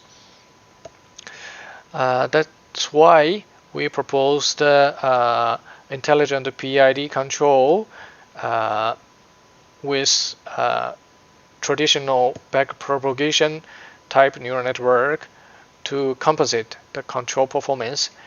And in this presentation, I'd like to give a novel proposed method of intelligent PID using the differential evolution algorithm, which we can call it short for DE, in neural network to investigate the control performance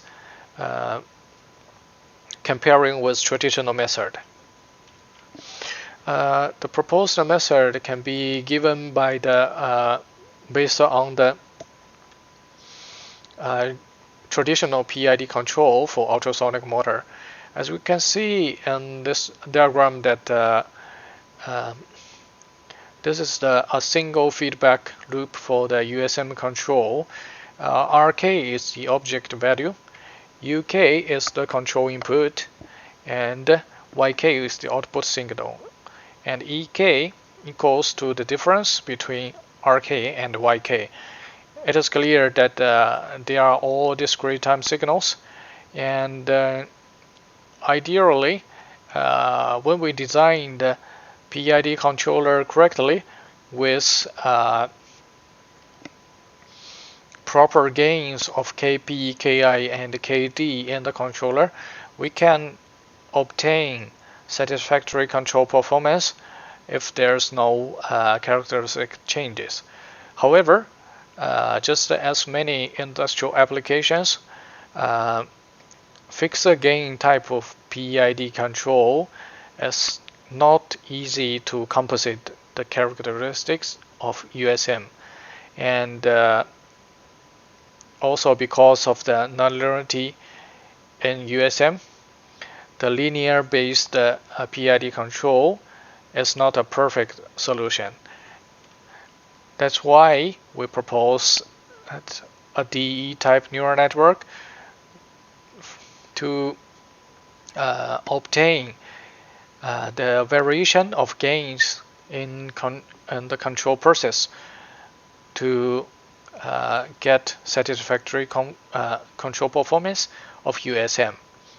And this is the topological structure of neural network we are designing.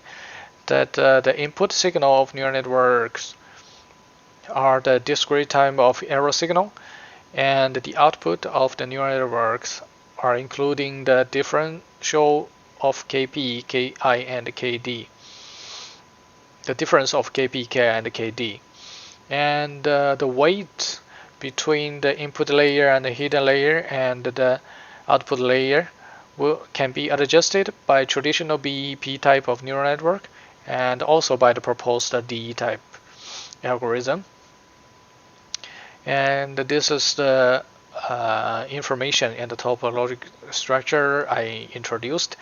And the sigmoid function are applied in the hidden and output layers to estimate the output signal of each neuron.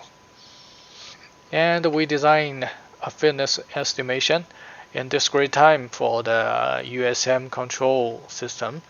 And when we update the PID gains, current time of gains can be estimated by the gains of previous step and the variation of current step.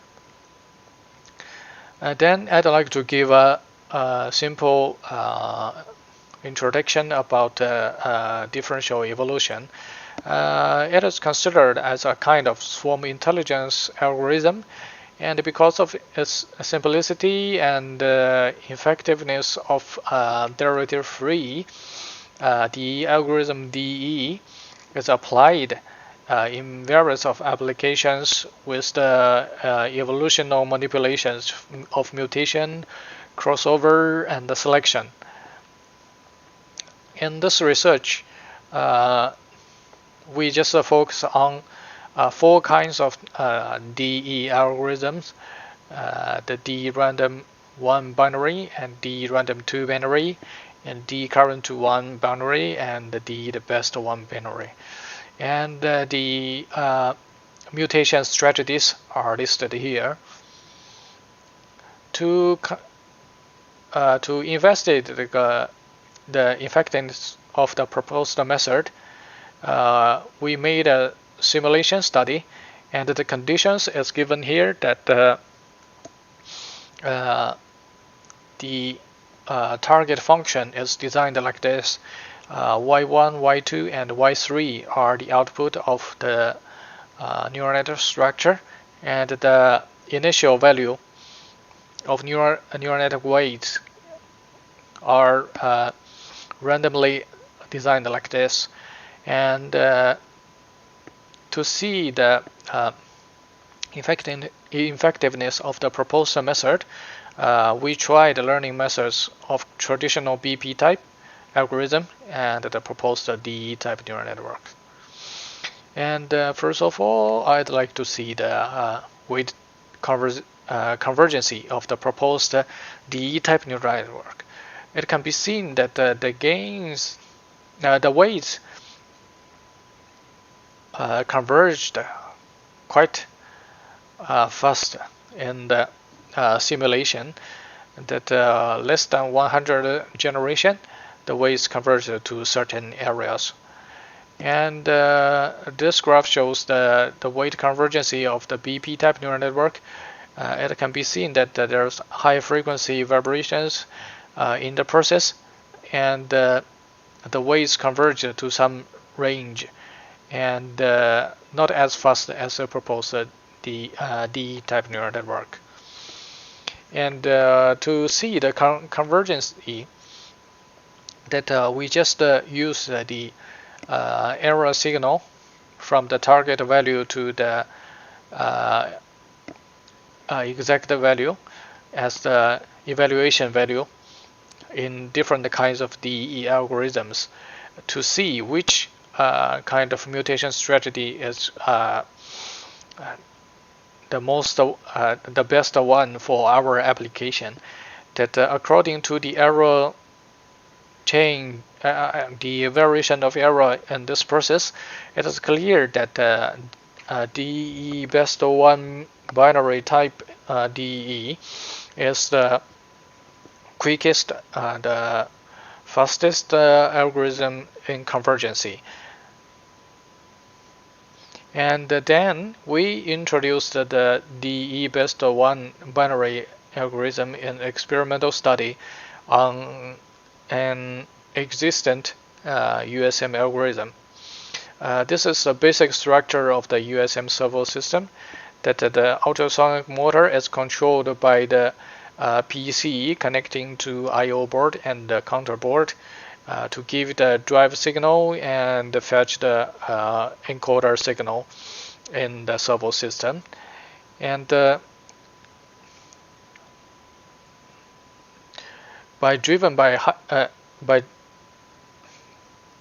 driven using the high frequency alternating current, we can see the input and the output signal of the motor.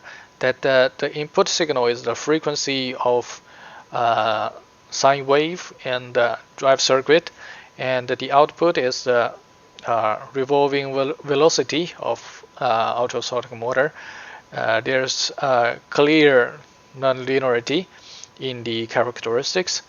We employ that 42 kHz to 47 kHz as the range of input signal, and to confirm the control performance of the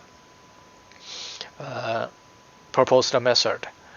This is the initial condition, that the input signal is a sine wave, and the weights between the layers are within the range of -1 to 1, and the DE best of one binary type algorithm is applied.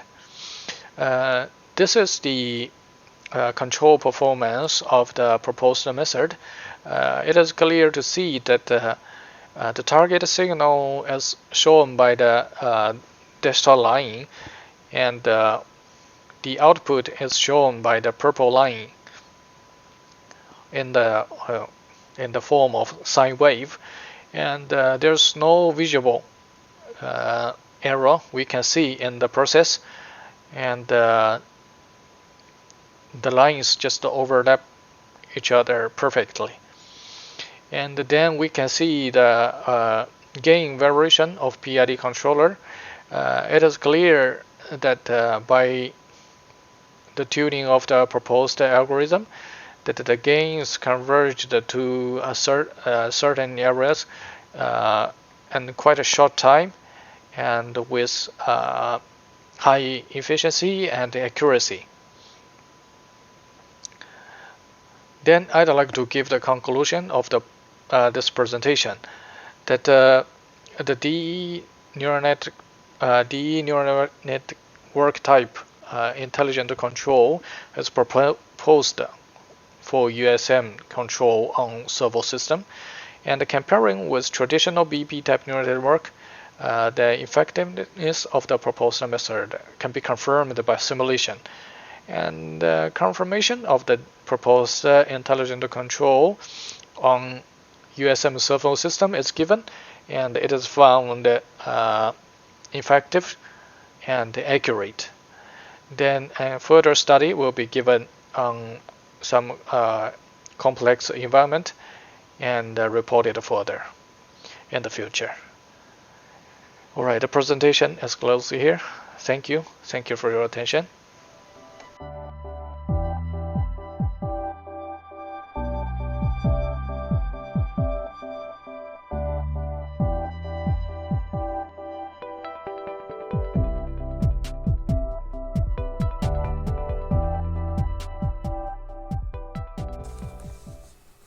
Hello everyone, I'm MengChu from School of Information Science and Engineering, Zhou University. The topic of my report is word sense disambiguation based on graph and knowledge base.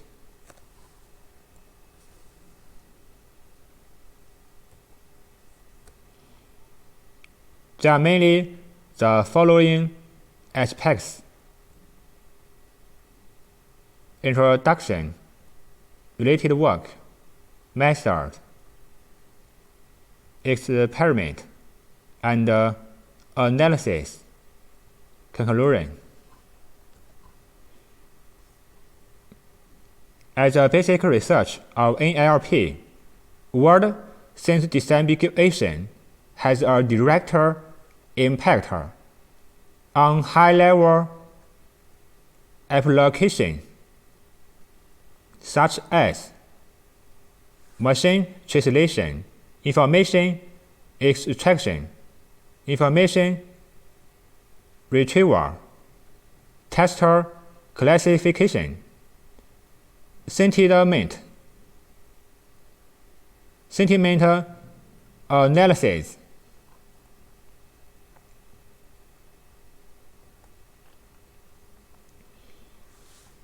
When the word apple in a sentence is mentioned, is it a fruit or a company? This requires word sense disambiguation.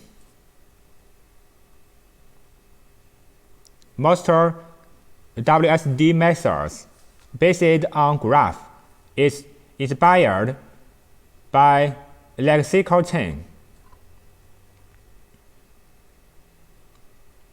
Galley and McEwen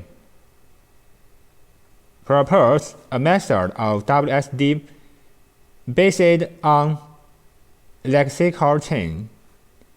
The classifica-tion means that some semantic related words in a given text that form a sequence, and words are linked together through lexical semantic relationships. Mihalter et al.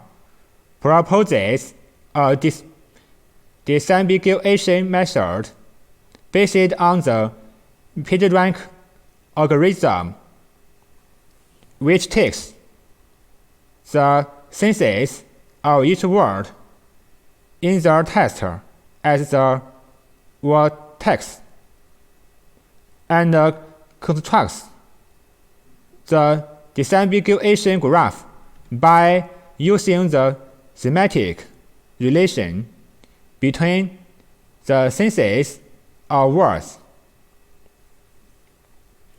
Navigally et al.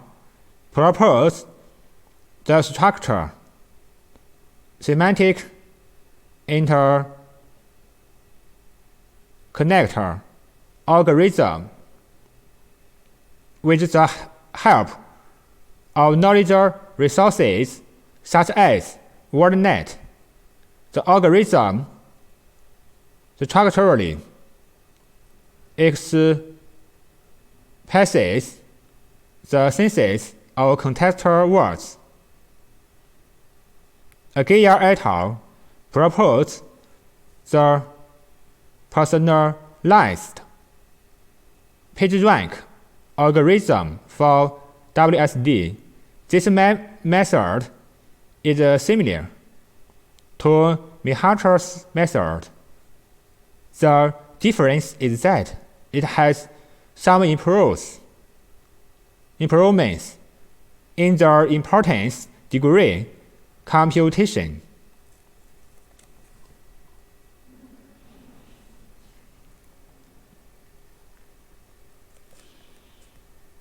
The specific description is as follows.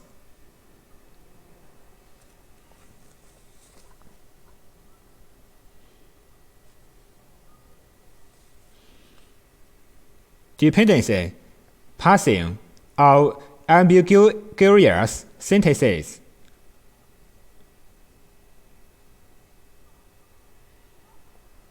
Obtain contextual dependent table sets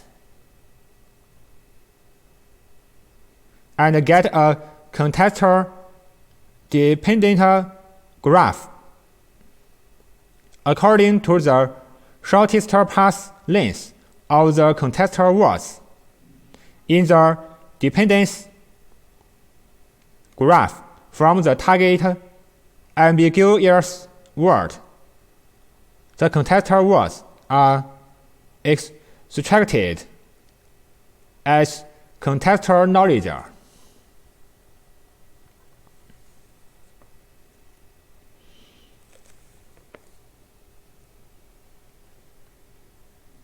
Use Omnidirectional to label the synthesis of contextual knowledge and target ambiguous word, which may exist in Omnidirectional, and compute the similarity among them.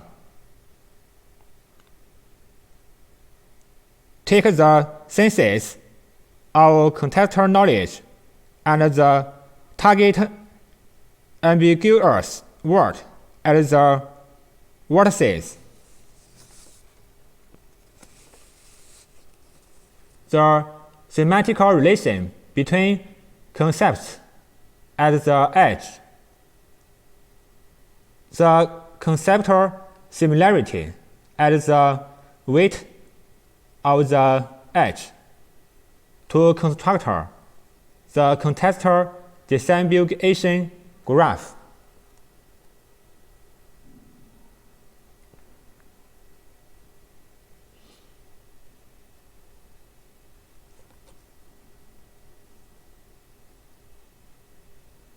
Obtain the example sentences of the synthesis of the target ambiguous word in Omnidirectional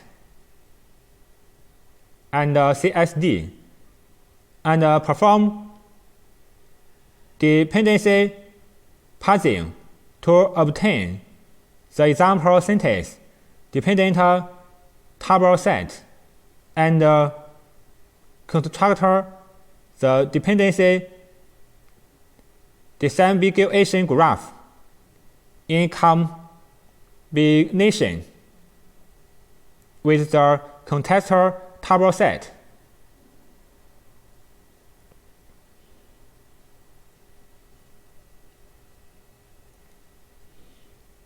Merge the contextual disambiguation graph and dependency disambiguation graph, and use graph algorithm to score the importance degree of each word since or text. Select the sense of the ambiguous word which gets the highest score as the character sense.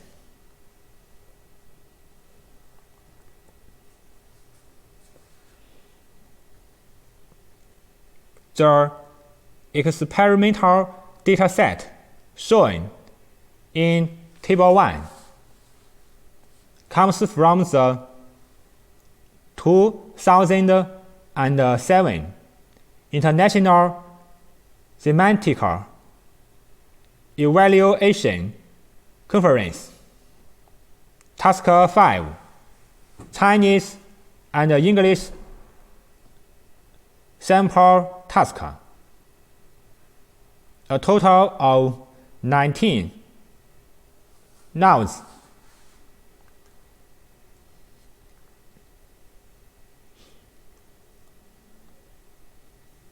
(21) verbs.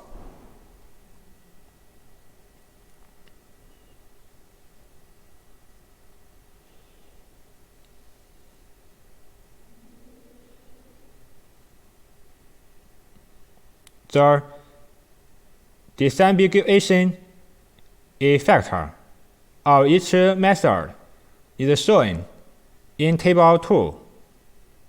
The first method is QRMD. This method is from the University of Toronto.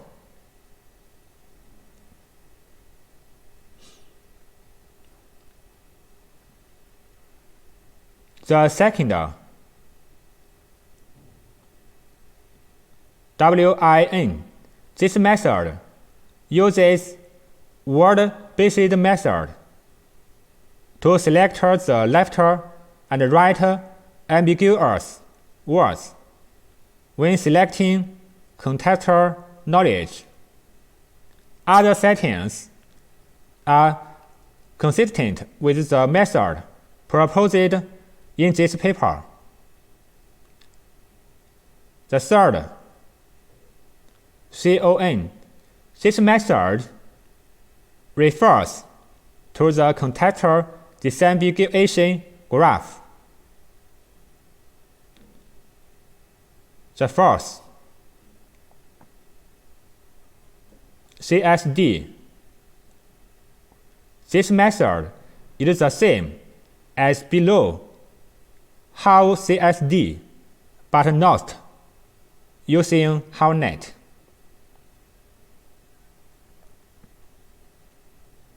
The last method, how CSD. This method refers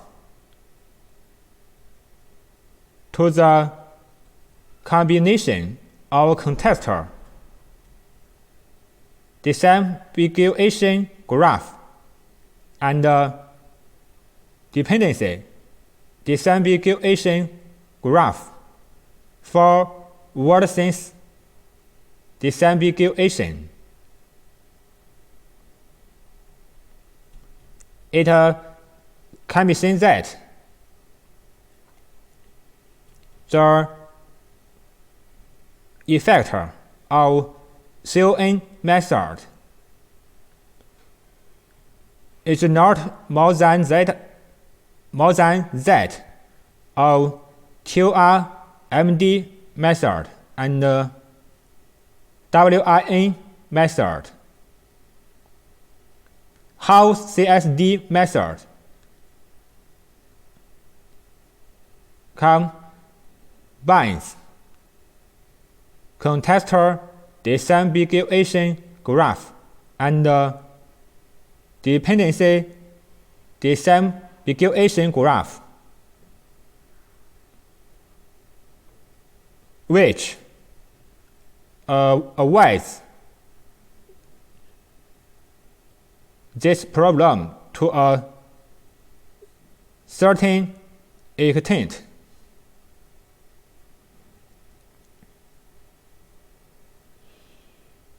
And its effect is better than QRMD and WIN method. with an increase of 4 and 2.2% respectively.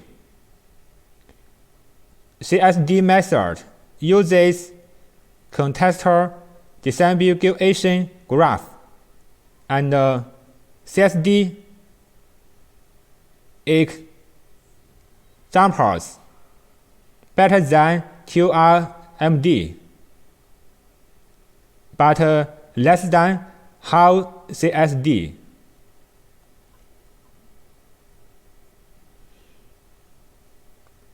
It shows that the method proposed in this paper can effectively improve the effector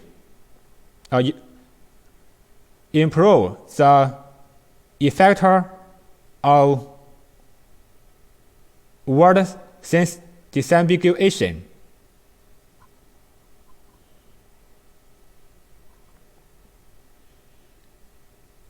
That's all. Thanks.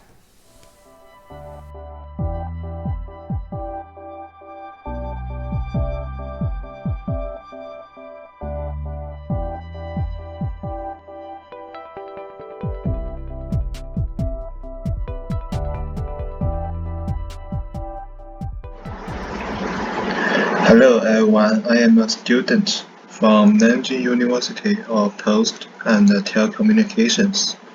The topic of my speech today is the automatic operation of universes based on particle swarm optimization as algorithm.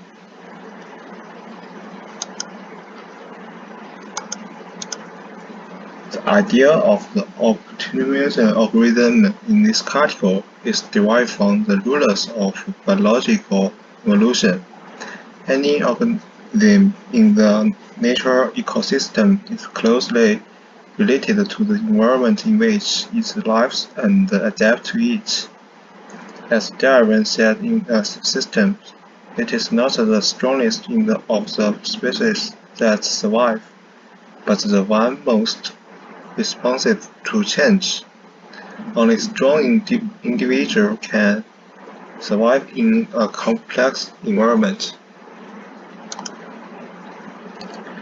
Scholars have derived into optimization computing ideas from individual evolutionary ideas. Optimization is the process of trying to find the best possible solution to an optimization problem within a reasonable time limit. The goal of an optimization problem is to find a valuation for the variables that satisfies the constraints and that makes meaningless or meaningless the fitness function. Therefore, evolutionary computing is a technology borrowed from the theory of biological evolution. It is usually used to create optimization programs or methods for solving programs that are implemented on computers.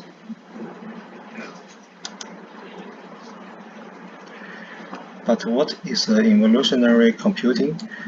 As an important branch of optimization method, evolutionary algorithms simulate the evolution of individuals via the process of selection, mutation, and replication. Reputations are constantly undergoing genetic and evolutionary, each time according to the rules of the survival of the fittest. More adaptable individuals are more inherited to the next generation. In this way, more and more excellent individuals are formed in the population. The particle swarm optimization algorithm used in this paper is a typical algorithm in evolutionary computing. It strictly follows biological methods to solve this problem. PSO is an evolutionary computing technology. It comes from the research on the prediction behavior of the birds. The basic idea of PSO is to find the optimal solution through cooperation and information sharing among individuals in the group. The advantage of PSO is that it is simple and easy to implement, and there are many parameters to adjust.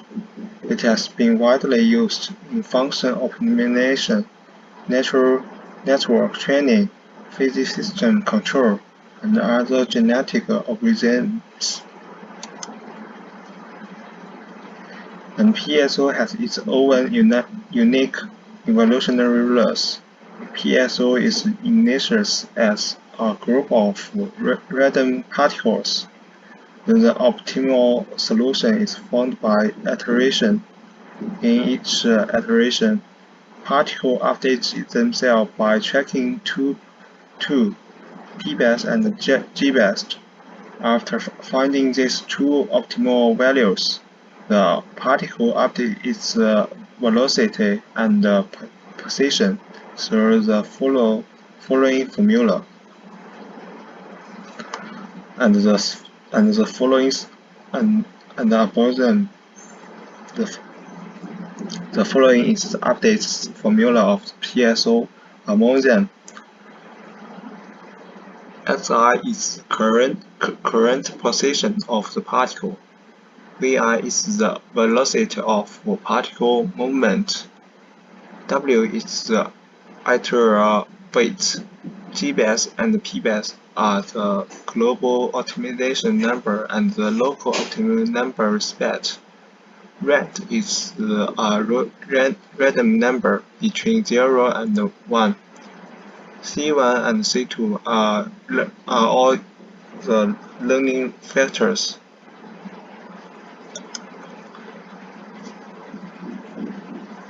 The target detection algorithm combined with PSO in this paper is YOLO version 3.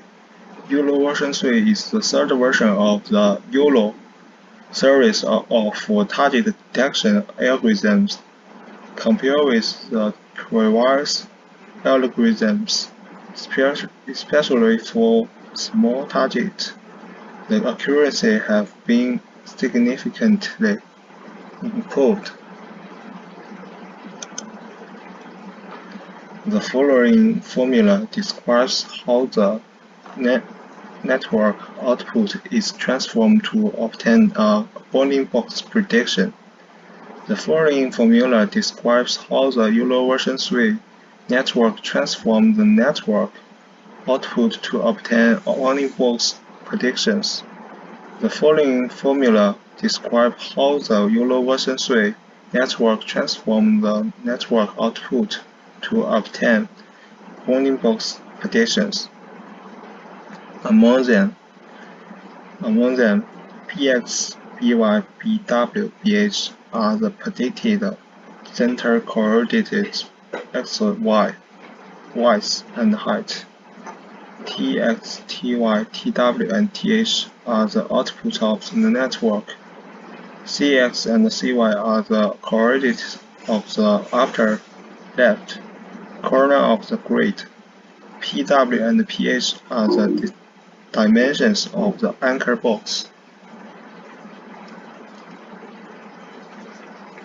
Like other natural networks, the detection performance of the YOLO version 3 largely depends on the setting of its hyperparameters. In the past, natural networks were tentatively designed by researchers. They tended to pay more attention to the architecture and the framework of the network, while ignoring the selections of hyperparameters represent a method of PSO combined with universal tree for automatic parameter turning. According to the optimization ideas of PSO, the optimal hyperparameter is taken as the researcher target of PSO. The experiments in this article use the official dataset of Work 2007. Work contains two types of labels. Data is the detection and the semantics. All of the data have detected labels, and some also include semantic labels. Work datasets are currently widely used to judge the performance of the network algorithm. Many researchers have reported their performance on this dataset. The dataset objects include 20 categories, including 9,963 labeled images, which consists of 3 parts: train, validation, test, and 24,640 objects are labeled.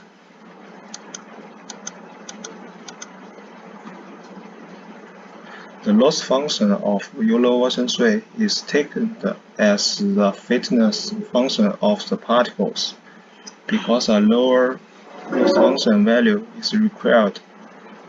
The fitness function occurs is in reverse order. The hyperparameter corresponding to the smallest loss function value is the global optimal parameter.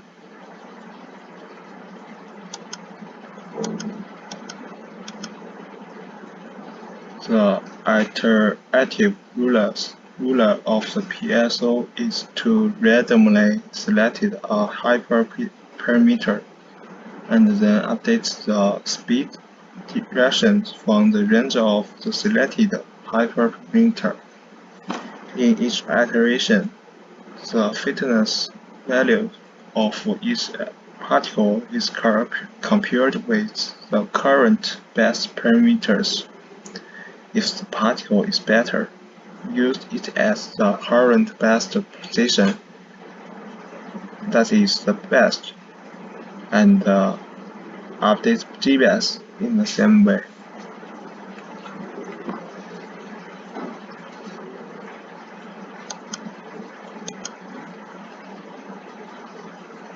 The main purpose is to automatically search for the optimal hyperparameters suitable for the network, and you ultimately improve the detection performance of the network. The experiment varies the effect of the experiment through the general works dataset. In the experiment, the numbers of particles is 10. Firstly, random generates the location of 10 particles within the range and puts the initial hyperparameters of the 10 particles into universal tree training to obtain a set of initial local optimal values. And then, according to the particle swarm formula, a set of new hyperparameters of 10 particles are obtained, and they are put into universal tree for training again.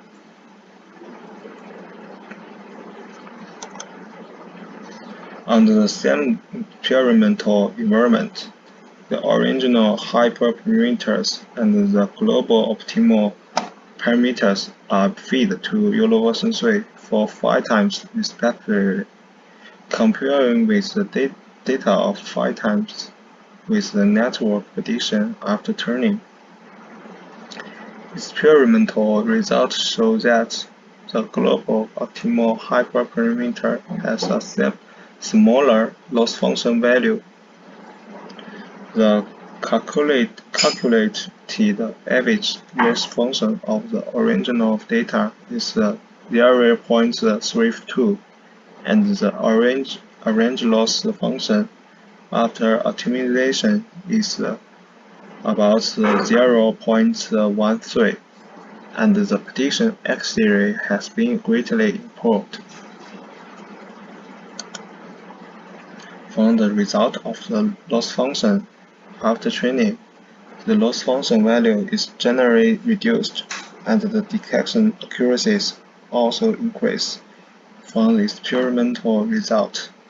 Compared with the original hyperparameters, using the PSO to search for the best hyperparameters suitable for the network can effectively reduce the value of involution universal 3 loss function, thereby improving the detection performance of the network.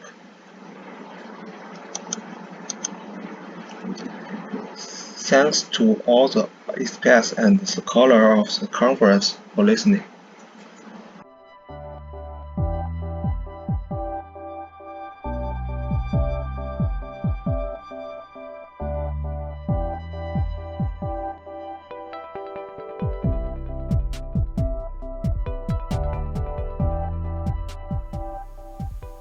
The paper I will be presenting today is titled A General Pseudo-Random Number Generator Based on COIS.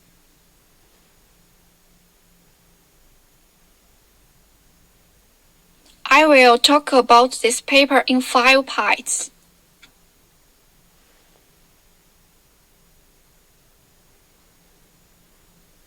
Part 1, Introduction.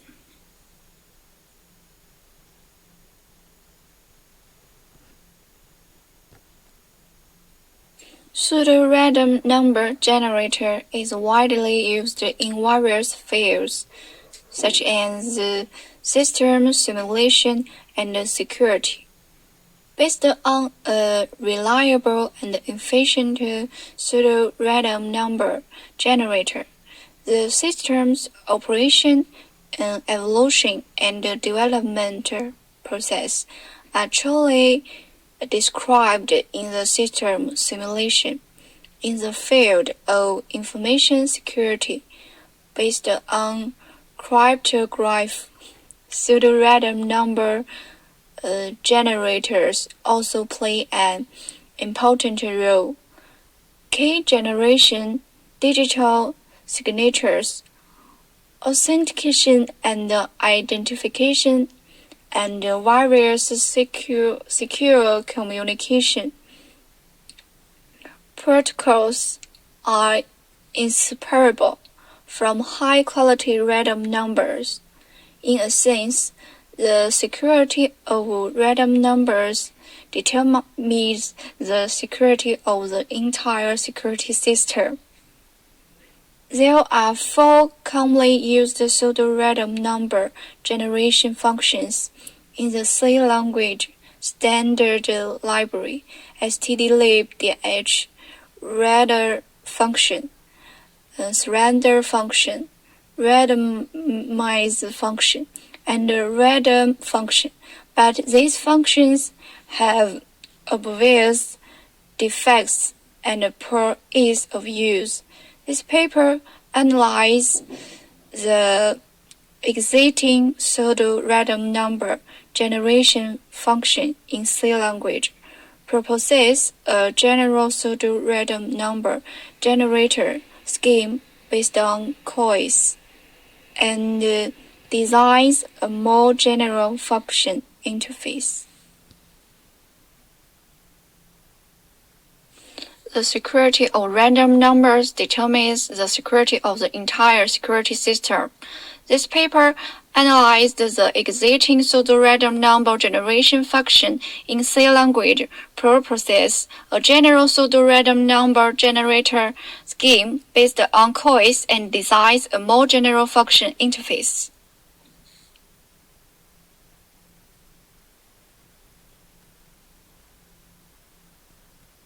We compared with original random number generation algorithm in C language. The pseudo-random number generator has enhanced anti-cracking ability and can generate pseudo-random numbers of different lengths, different ranges, and different types according to the needs of users.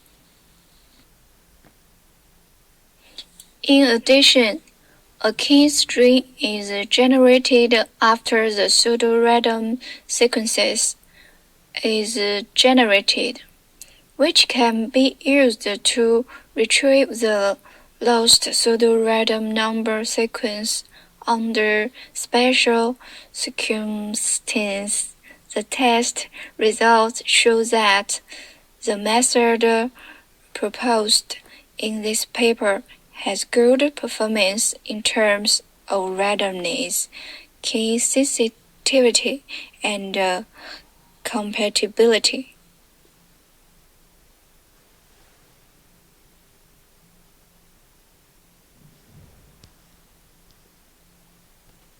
Part 2. Algorithm.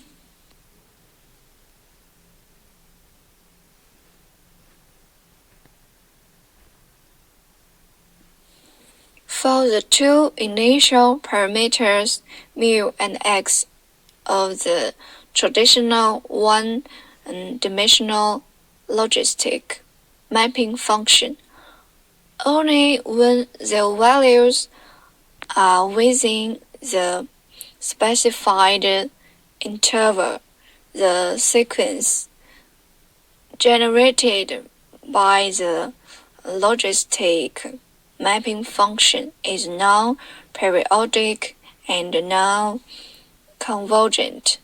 In addition, the generated sequence must converge to a certain value.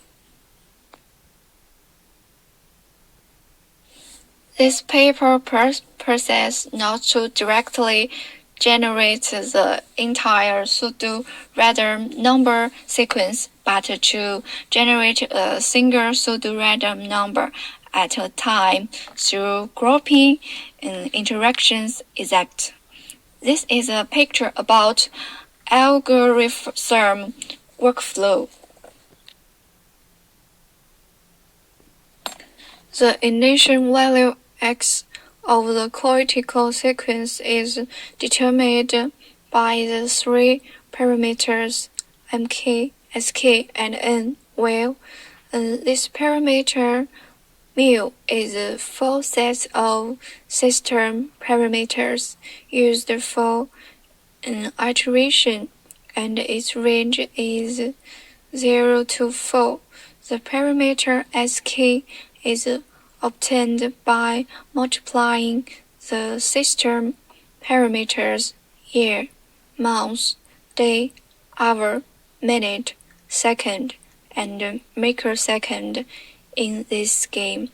The parameter mk is a set of 4 fixed hexadecimal parameters. Each time, one of the 4 sets of parameters is used to iterate in order to prevent the problem of randomness caused by using only one parameter. The parameter n represents the number of system pre-iterations before generating critical sequences. By increasing the number of iterations, a more random critical sequence can be generated.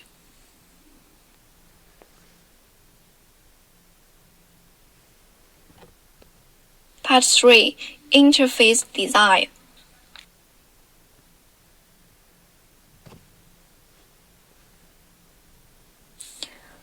A good pseudo-random number generator needs to take into account both randomness and versatility.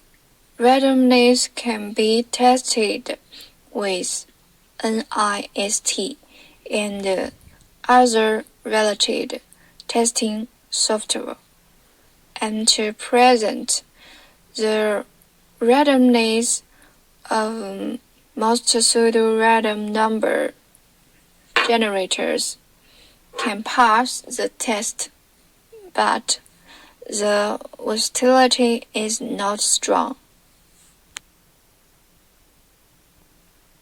This paper proposes a set of pseudo-random number generator functions and provides an external interface to facilitate other programs to call.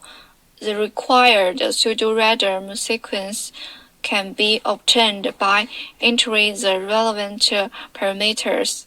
This article provides 3 basic types of random number generation interfaces, which can generate corresponding integer pseudo-random numbers, floating point pseudo-random numbers, and character pseudo-random sequences. The corresponding functions are HD interrand function, HD double rand function, HD char-rand function.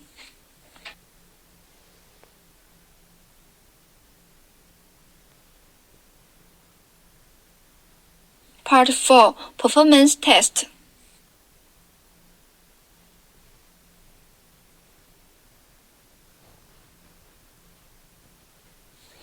Regarding the testing of random, pseudo-random sequences, the NIST, National Institute of Standards and Technology, provides 16 detection indicators. For each binary sequence, each test indicator will give a p-value and the test result. If the value is greater than a preset threshold alpha, it means that the randomness of the test sequence is 1 to alpha. All the sequence has passed the randomness test of the detection index. Otherwise, it means that the index has not passed test. In this paper, alpha is set to 0.01. That is, if the sequence passes the test, the credibility of its randomness is 99%. At the same time, 100 pseudo-random sequences were generated using the algorithm and random module based on this paper, and each sequence has a length of 100,000 bits. After testing these sequences, the p-value of each detection index is shown in Table 1.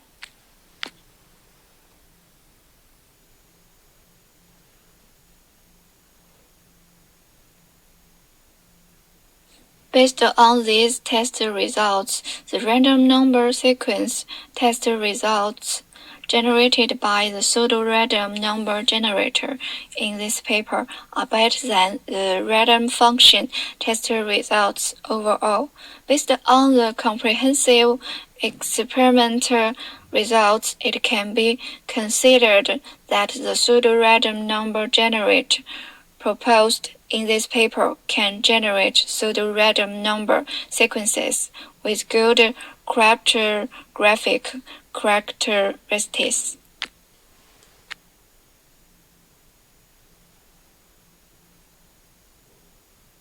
Part 5. Conclusion.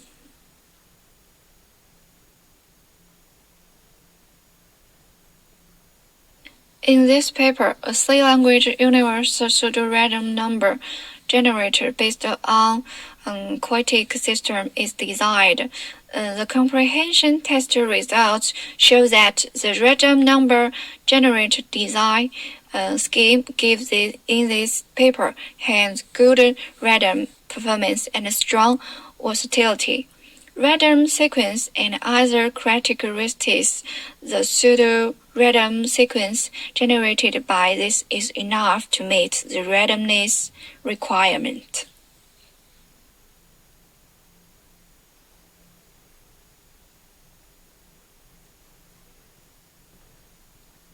That's all. Thank you.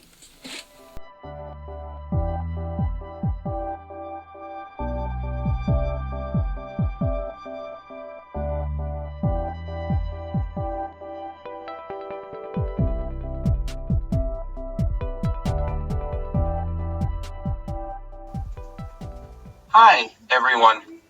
The title of this paper is A Light Chaotic Encryption Algorithm for Real-Time Video Encryption. Next, I will introduce this paper in the following 4 aspects: purpose and topic, ideas and methods, results and application. Article summarizes. Firstly, purpose and topic. In recent years, video has become an important carrier of information, and the content of video in the transmission of information has become larger and larger. Therefore, the safety of video in the transmission process has aroused people's attention and thinking, and has become an important research field. Video encryption is an important means to protect the security of video in transmission. Researching out high-performance encryption algorithms suitable for real-time video information is the key to solving the problem of online video security.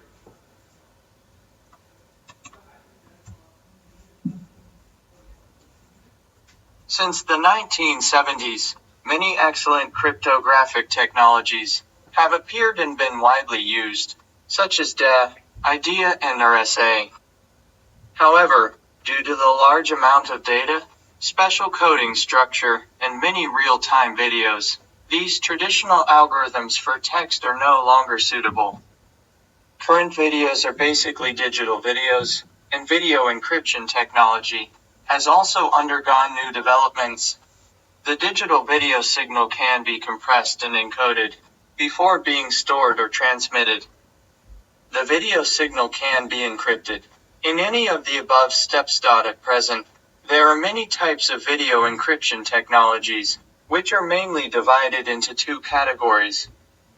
One is full encryption, which is an encryption technology that directly encrypts and decrypts all video data streams with cryptographic technology. It has high security but slow encryption speed. One type is selective encryption, which is a method that only selectively encrypts important data, which improves the encryption speed, but is not safe and may be attacked and cracked. The combination of chaotic systems and encryption technology is a hot topic now. Chaotic systems can not only quickly generate a large number of keys and effectively increase the encryption speed, but also have non-periodical, extremely sensitive, and unpredictable initial values and parameters, and other features, can provide a pseudo-random sequence with good randomness. Although there are a large number of chaotic encryption algorithms available, these encryption algorithms are immature and still need further research.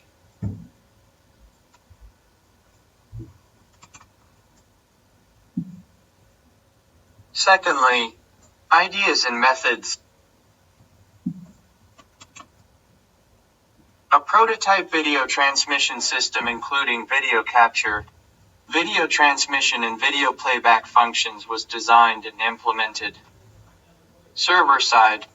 Use OpenF library and Qt to realize operations such as capturing video and capturing video frames with notebook camera. Set the frame rate of the video frame collection by yourself, and encode the collected video frames. Then use the gerplib library to create an RTP session. Divide a video frame into multiple data packets, and send it to the client through the RTP protocol to ensure that the client plays the video stream at a normal speed. Client side, like the server, create a thread. Use the gerplib library to create an RTP session to receive the data packet. Decode it when a frame of data is completely received, and then display the video frame with a picture display control.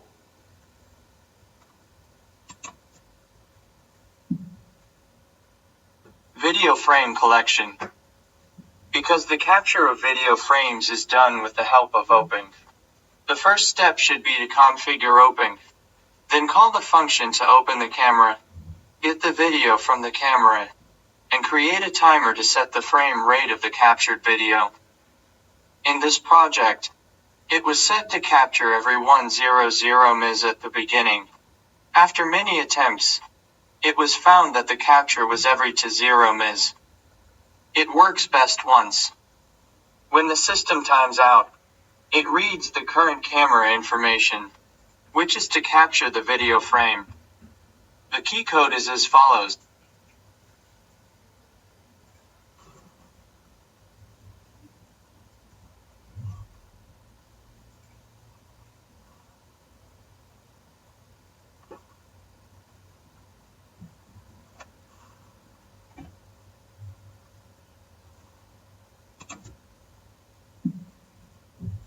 Design of encryption algorithm. Significance of our research is to design an algorithm suitable for real-time video encryption, which requires high efficiency of the algorithm.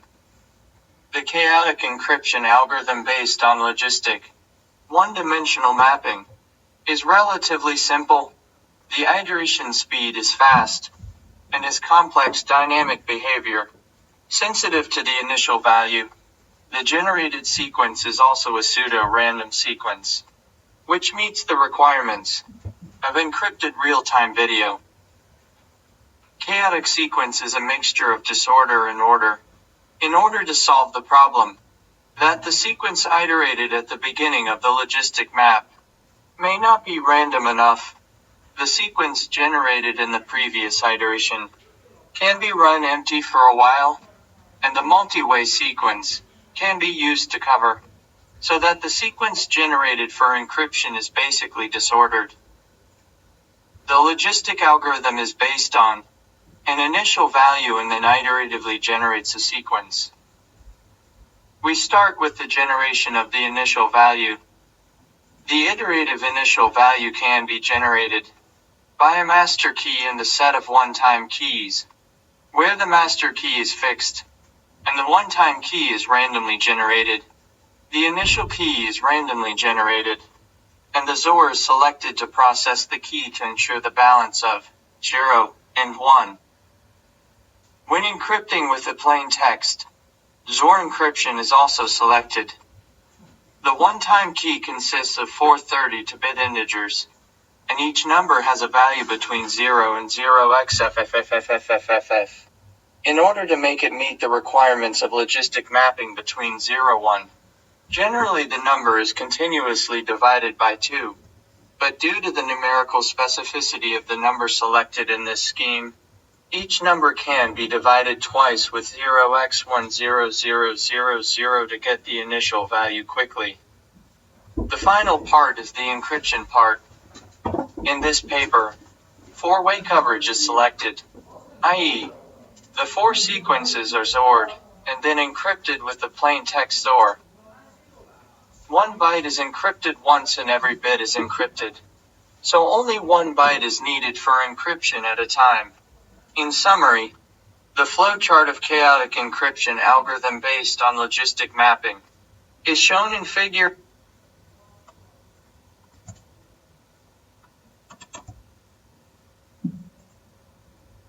Implementation of encryption. Encryption algorithm has the following process. 1. We first use the time function to generate 4 8-bit hexadecimal numbers. i.e., the value is between 0x00000000, 0xFFFFFFFF. To, the generated one-time key is processed. Instead of using all the bytes of the generated key, only the second to fifth bytes are used, and the 4 bytes are stored with the master key to generate a new key, and then use the new key to iteratively generate chaotic sequences. 3. The part encrypted with the plain text uses OR operation. Combine a plain text byte with the 5th byte of the first key, the 4th byte of the second key, the 3rd byte of the third key, and the 2nd of the 4th keys OR. 4 ways are covered.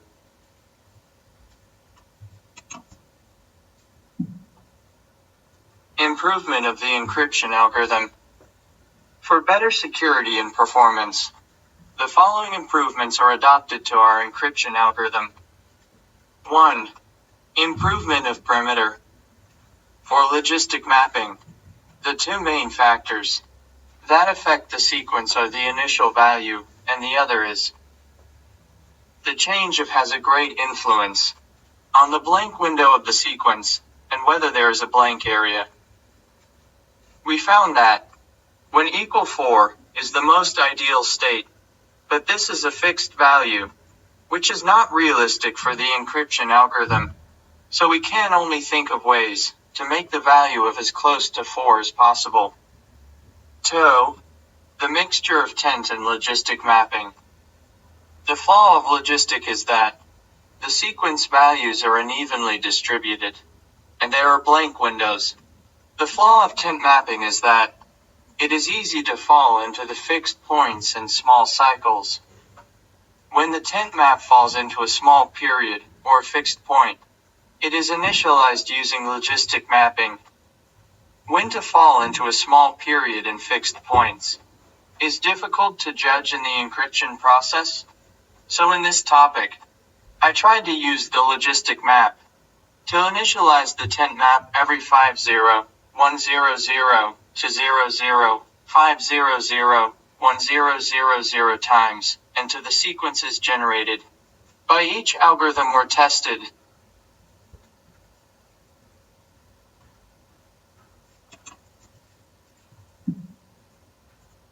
Thirdly, results and application.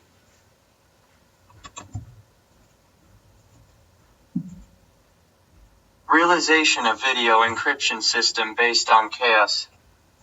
According to the design of the previous video transmission system, the encrypted part should be placed after encoding to encrypt the JPG image data, and then decrypted and then decoded after receiving at the other end. The situation of the entire system is shown in Figure 1. The combination of chaotic algorithm and video transmission system should be slightly modified on the basis of the original algorithm. Mainly in the storage and transmission of the one-time key, the video collection end will use the time function to generate a set of one-time key. When encrypting the video, this key is needed for decryption, so the one-time key and the video frame data is sent to the video receiving end together. Put the key at the front of the first data packet and extract it first when receiving.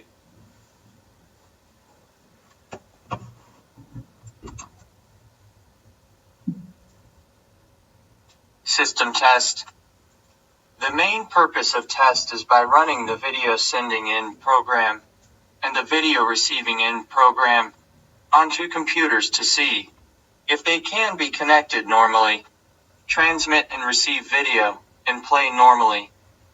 The result shows that it can be connected normally, indicating that both the network function and the encryption and decryption functions are realized, and the videos on both ends are basically the same smooth, indicating that the encryption speed is still okay.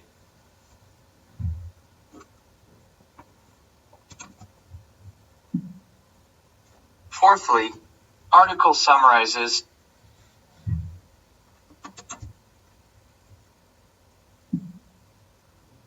This paper designs and implements a real-time video transmission system based on chaotic encryption and analyzes and improves the encryption algorithm.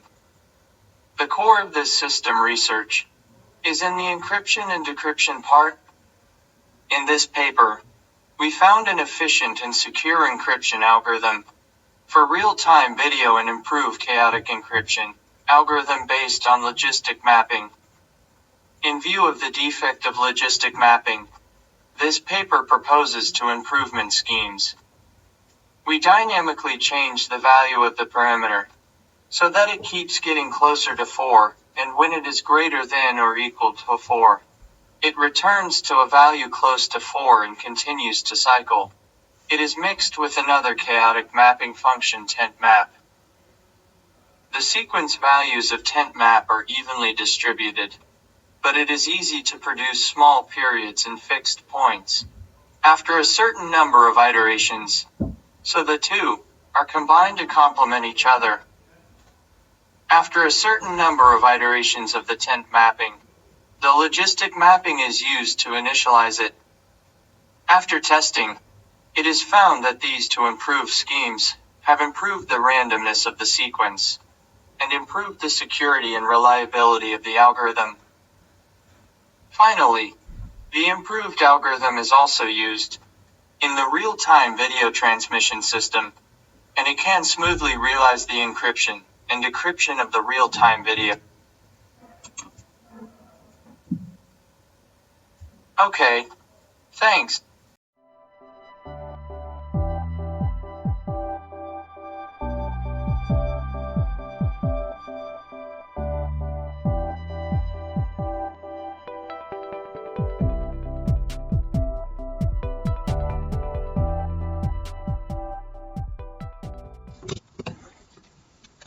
Hi everyone, the title of this paper is Contour Mask and Mating, Driven Face Image Generation. Next, I will introduce this paper in the following 4 aspects: purpose and topic, ideas and methods, result and application, article summarizes. Firstly, purpose and topic. In the field of image generation, face generation is a big change, and there are also very broad application prospects. However, the lack of face datasets also greatly restricts the development of related deep learning technologies, such as face detection.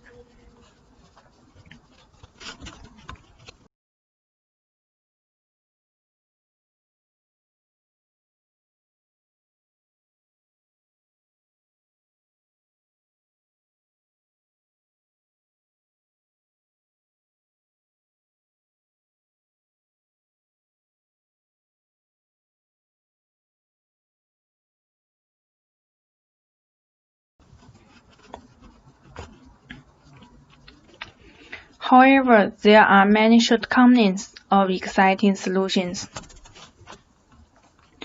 The exciting solution to use web crawler technology to collect face images on the internet, but the image dataset collected by this method is difficult to guarantee its quality, and distributing of the dataset is often uneven, resulting in unsatisfactory training results. So the author proposes a new method. Using GUM to generate faces can solve these problems.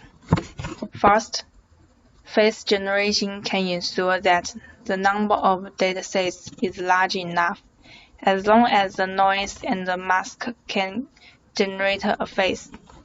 A generation of noise and mask is very simple and can be generated in batches. Second, the distributing of the dataset can be guaranteed, because the generation of noise and mask can be controlled, and the generation of faces can be controlled accordingly.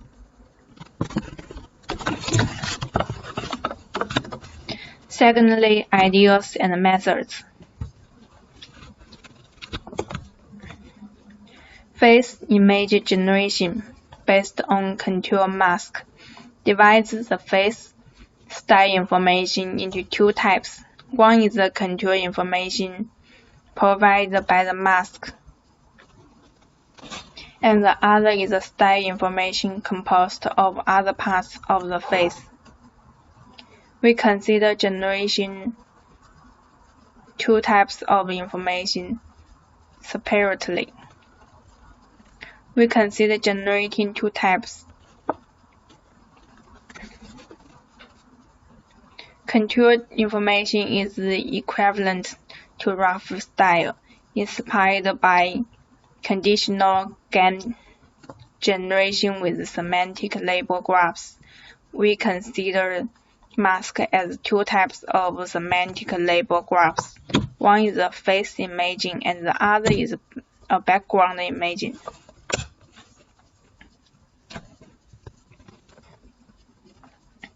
Face generation requires higher precision. We need to focus on the generation of detailed information based on peaks to peaks, because face generation only focuses on the face category and there are changes in details such as eyes, nose, eye bones, and wrinkles.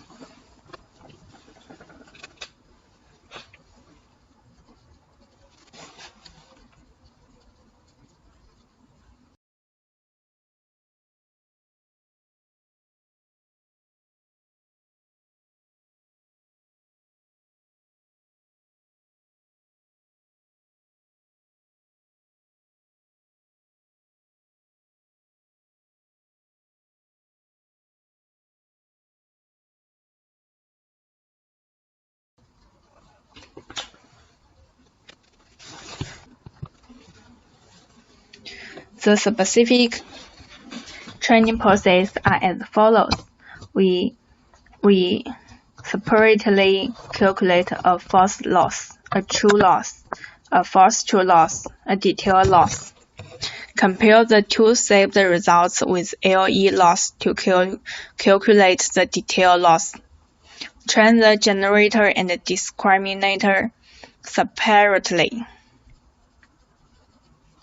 The generator loss and the discriminate loss can acquire the formula LG and LD.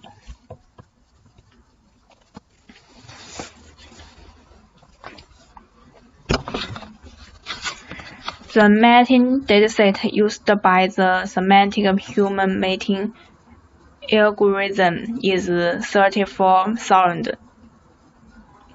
12,000 pictures are selected as a mask dataset. Among them, 11,000 pictures are training set. 100 pictures are test set. The specific experimental parameters are as follows. The training batch is 8. Initial learning rate is 0.0002. The rounds of training is 2,000. And the every round of learning rate judged by 0.1. The algorithm is the ANDA optimization algorithm. The momentum parameter is 0.5. The loss function. 10 patch gum losses are used in the loss function. The percentage loss uses the contrast loss LE of different layers of VGG, and the VGG uses a per-trend network. The discrimination loss compared of two parts accounts for 0.5 and the generator loss composed of the 3 parts accounts for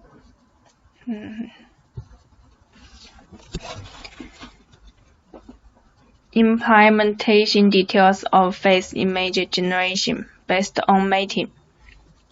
It is the same as the mask-generated face generation model, but the difference is the face potential loss is the contrast loss LE.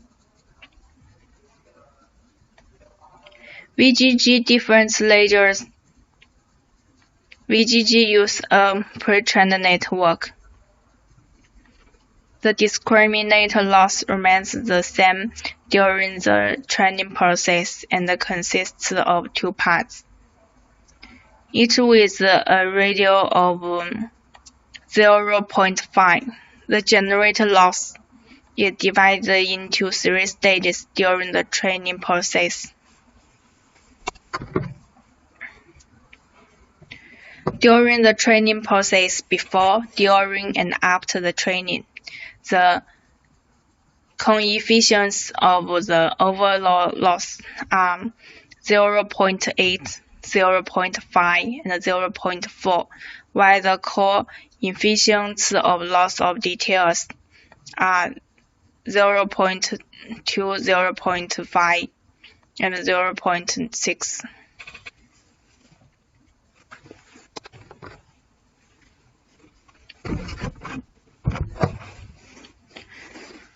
Thirdly, results and application. It can be seen from the figure that the generated face model has symmetrical features of the face, such as eyes, nose, and mouth, and other face parts generate a good effect. And the details are very natural, achieving the expanded goal.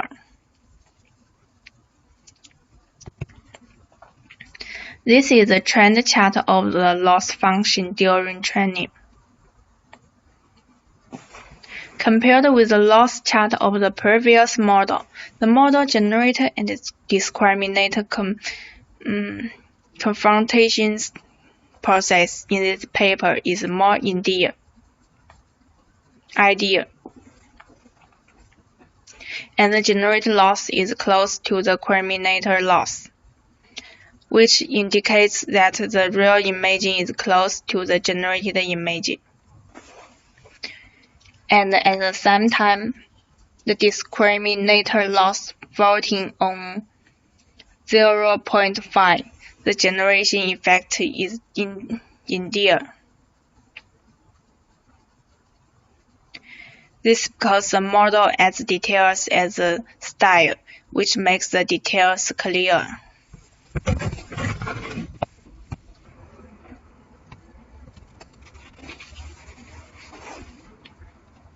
The routes of the face image generation based on mating.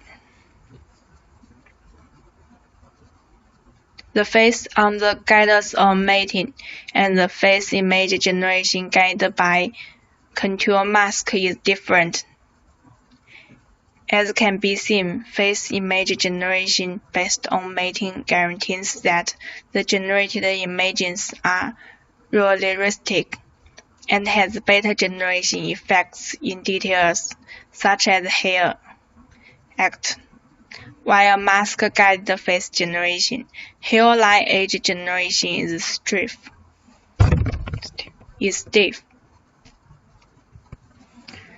Firstly, article summarizes. There are 3 contributions of our method. The first point. This is the first work that can generate a face image using only a facial contour without any facial parts. The second point. This paper proposes a face image generation model based on contour mask, which can well control the distribution quality of the generated images. In the generated face model, a mask labeled with a face contour is input to ensure that the generated face conforms to the distribution of the corresponding face contour, which improves the distribution quality of the generated image. The third point, inspired by image mating. The face generation model based on contour mask is improved. Mating information is added to the input and constructs on the premise of ensuring that the generated face image is realistic. In the details such as hair has a beta generation effect. That's all. Thank you.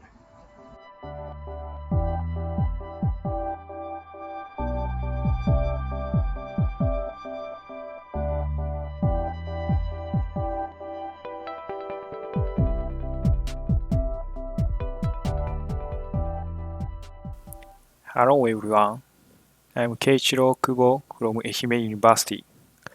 I will be talking about eye interface system using convolutional neural networks for people with physical disabilities.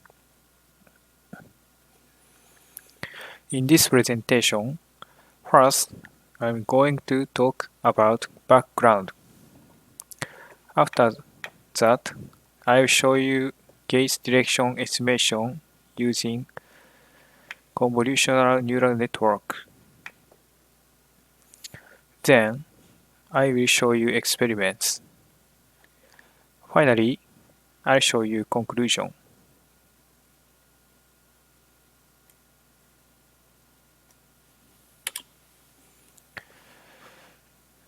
In recent years, social communication is an important problem for the people with physical disabilities. To help them achieve smooth communications in daily life, some interfaces with eye gaze input have been developed. However, the conventional eye gaze interfaces have many problems. The EOG method has a problem such as non-invasive and high cost. This method uses infrared rays, so there is a risk of disease. In light of the above-mentioned problems with the conventional eye gaze input systems, we construct a system that is inexpensive and easy to install, with a PC, computer, and a USB camera and monitor. This is the system image. Therefore, our study group constructed a eye gaze input system using neural network. The system was able to achieve practical accuracy. In this study, we propose the eye gaze input system using the convolutional neural network, aiming for improvement of accuracy. This is the flow of study. First, creation of training dataset. Next, training in CNN is conducted using that datasets. Finally, conduct our experiments and using the trained CNN and compare with the conventional method.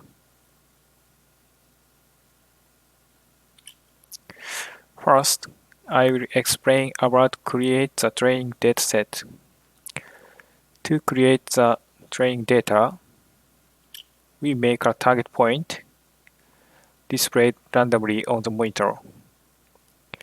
When the user gazes at the target point, the obtained image of user's both eyes and the target point coordinates are combined as a set of teaching data. By repeating the process, 2000 sets data are made. Then, for the 2000 sets data is used a process of random crop. This is the configuration of CNN in this study. Input image size is 160 times 40 pixels. In convolution layer 1, the activation function is a real function and the maximum pooling 2 times 2 applied. Next,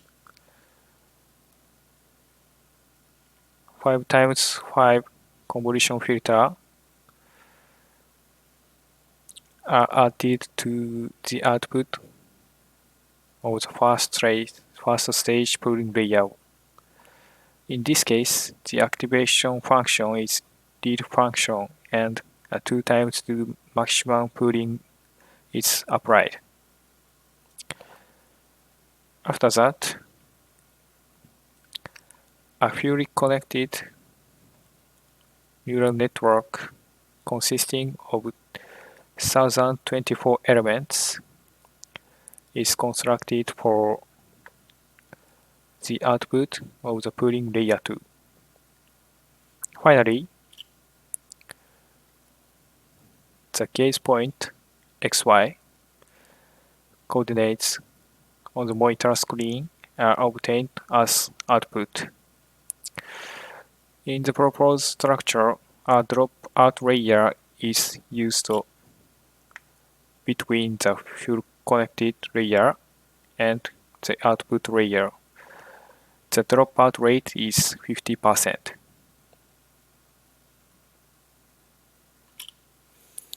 This is the training result. The vertical axis is the error between the target point coordinates and the output by CNN, and the horizontal axis is iterations. Also, the blue point is the training image and the red point is the test image. The final coordinate error is in the training data. Training image is about 61 pixels. In the test image is about 86 pixels. This model is used in experiments.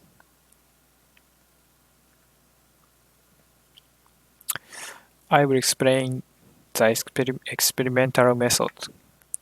First, the target point is displayed on the upper left of the monitor.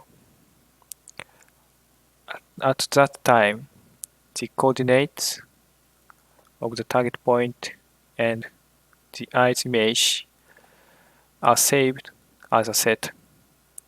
Next, repeating for the upper center of the monitor, upper right, and 9 point here.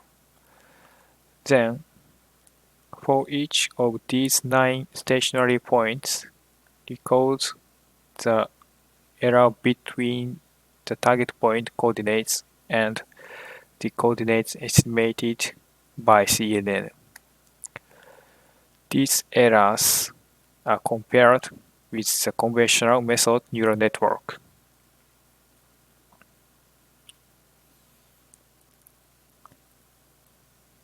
This is the experimental result.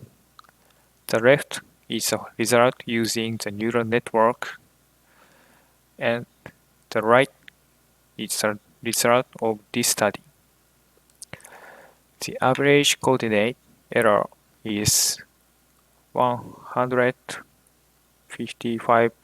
pixels to 83.9 pixels, which improved the accuracy.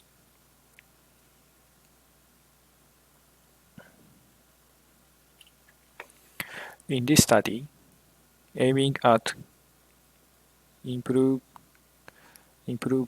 the accuracy, we used a convolutional neural network to estimate of eye gaze direction. According to the experimental result, effectiveness of the proposed method is confirmed in the estimation of eye gaze direction. Then, comparing with conventional method, the proposed method is with high accuracy in estimation. Thank you for your attention.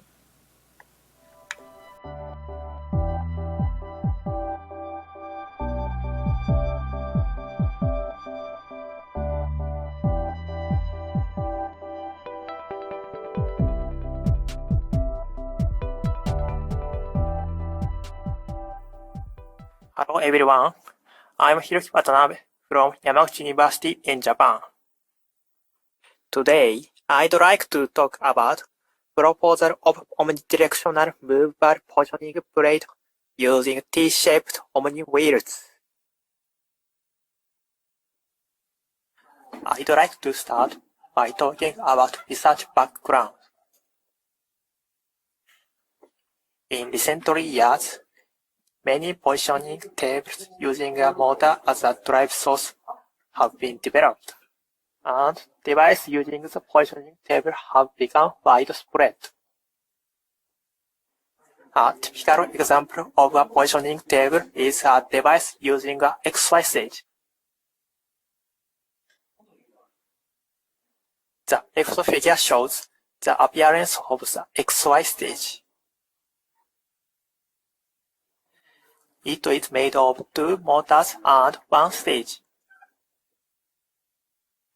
The principle of the XY stage is explained in the figure on the right. When the male screw rotates, the female screw moves left and right. This means that to move this device in all directions, 2 motors need to be stacked on top of each other.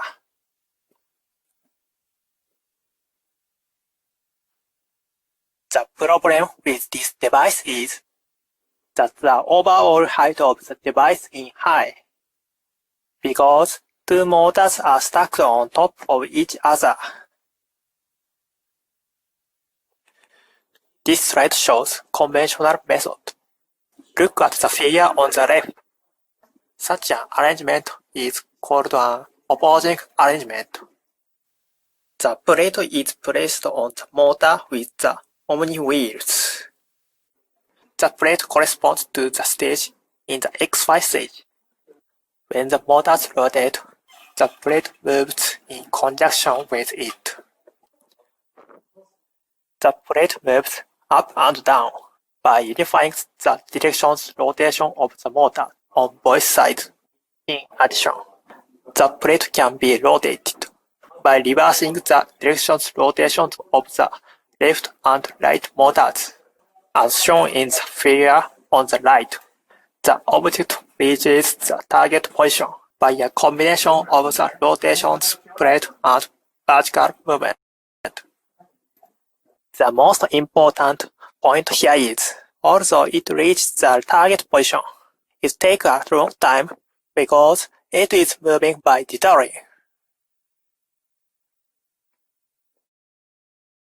Proposal of omnidirectional movable positioning plate using T-shaped Omni wheels solves the problem of the conventional method. The proposed method is explained in comparison with conventional method. Look at the figure on the left. The blue line shows the object trajectory. If you look at the conventional method's trajectory, you can see that it is moving by determining. Look at the figure on the right. The red line shows the object's trajectory. The proposed method shows that the object moves in the shortest distance.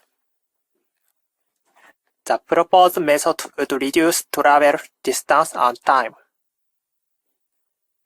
The next slide describes this structure. In this slide, the structure and principles of the proposed method are explained. Look at the figure on the left. The structure of proposed method is a T-shaped Omni wheel on the flooring, and the plate is placed on it. The camera is mounted on the plate, and the object is captured by the camera. The camera was used as a sensor to measure the coordinate of an object. Look at the figure on the right.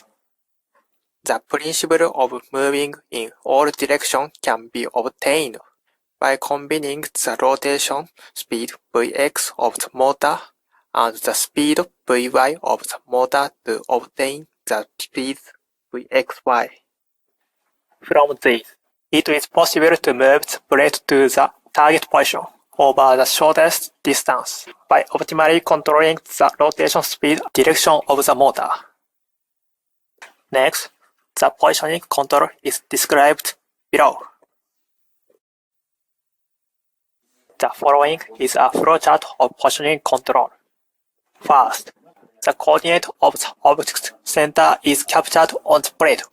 Next, if the deviation on the x-axis exceeds the threshold, P-control is used to control the speed of the motor on the x-axis to bring it close to the target position.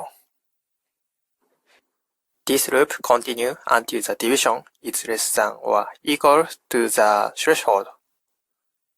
When the division of the x-axis is then less or equal to the threshold, the x-axis determines that the target position has been reached.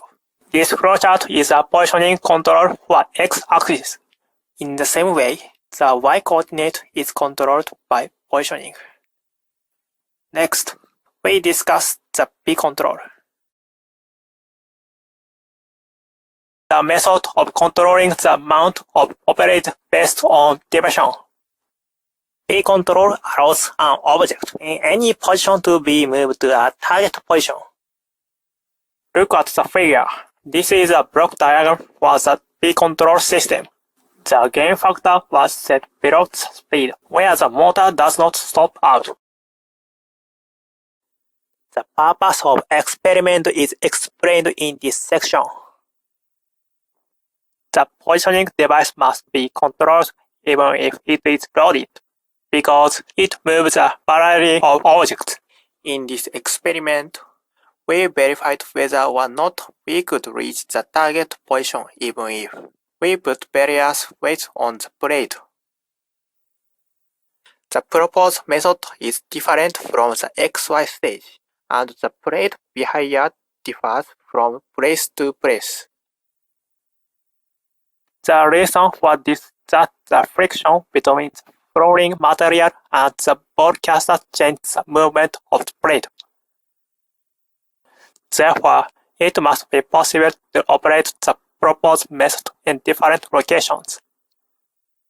In this experiment, we used various flooring material to verify whether the target position can be reached. This section describes the experimental environment. The camera is placed 440 mm away from the plate. This is the height at which the entire plate can be photographed. In this slide, we described common experimental conditions. The camera used in this experiment is shown above. Look at the figure on the left. The filming range is represented in the xy plane. In this experiment, the object was placed at an initial position of 300 pixels in x-coordinate and 100 pixels in y-coordinate. If you look at the picture on the right, you can see a green dot in the center of the object. In the experiment, we measured the coordinate of the object at every frame to check whether we were close to the target position. The target position is set to 540 pixels in x-coordinate and 540 pixels in y-coordinate, and the size is set to 1 pixel. In this experiment, the green point is considered to have convergence when the coordinate of green point overlaps target position, which is 1 dot. This section describes the condition for each experiment. In the material change experiment, we tested whether the object converged to the target position, different flooring materials. The details of the material change experiment are shown in the table. In the load experiment, we tested whether the object converged to the target position when different weights were placed on the plate. In this experiment, the weight was adjusted by the amount of water in a PET bottle. The details of the load experiment are shown in the table. This section describes the result of the material changed experiment. The left figure is a graph of the x-coordinate trajectory of the object. This graph has time on the horizontal axis and x-coordinate on the vertical axis. The figure on the right is a graph of object y-coordinate trajectory. This graph has time on the horizontal axis and y-coordinate on the vertical axis. As you can see in the graph, even when various flooring were changed, they converged to the target position. These experiment results show that the proposed positioning system is resistant to change flooring. This section describes the result of the loading experiment. The left figure is a graph of the x-coordinate trajectory of the object. This graph has time on the horizontal axis and x-coordinate on the vertical axis. The figure on the right is a graph of object y-coordinate trajectory. This graph has time on the horizontal axis and y-coordinate on the vertical axis. As you can see in the graph, even when weight of various weights were placed on the plate, they converged to the target position. These experiment results show that the proposed positioning system is resistant to change in load. This section describes the convergence time on the load experiment. As the load was increased, they converged more slowly. The reason for this result is that the convergence time depends on the smoothness of the flooring material. This section describes the convergence time of material change experiments. Aluminium and rubber converged on target position at the same time, while nylon converged on the target position with a delay. Since aluminium and rubber easily transmit the movement of the motor to the plate, it is true that the object converges quickly. The reason for this result is that the convergence time depends on load. From these results, even if the load and rolling were changed, high-speed positioning control was achieved by P-control.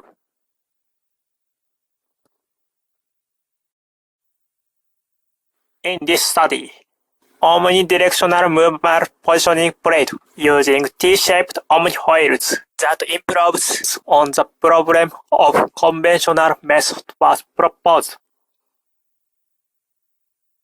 In this experiment, it was confirmed that it was possible to control the load and flowing material by using P-control.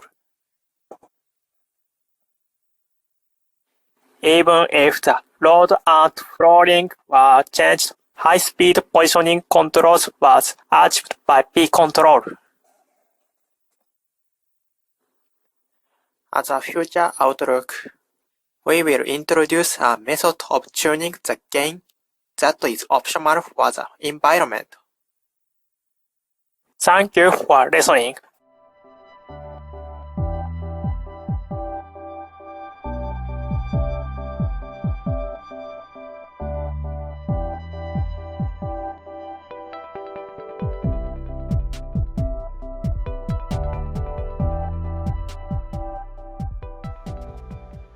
Hello everyone.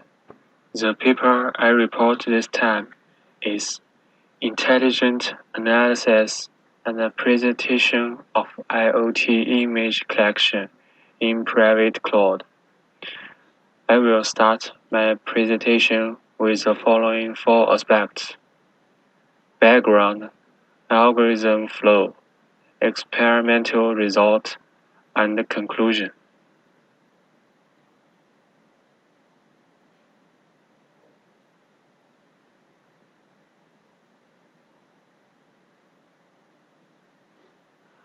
The first is the background. Many current album management systems and methods have been preliminarily perfect functions, but there are still some problems.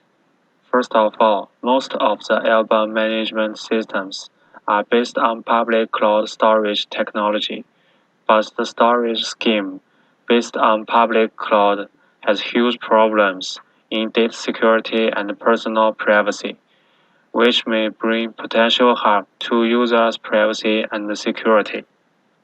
Although exist at present image management method based on the private cloud storage, especially for individual users or small micro enterprise private cloud storage methods.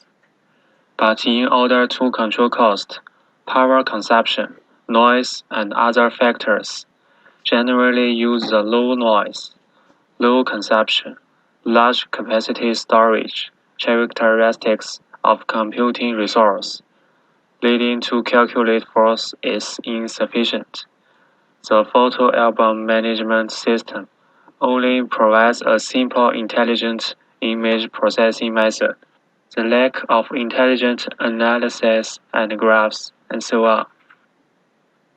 In addition, most of the management systems and methods are too tightly coupled with the functions of the front and rear ends to facilitate the reconstruction of applications to meet the needs of multiple terminals in various application scenarios.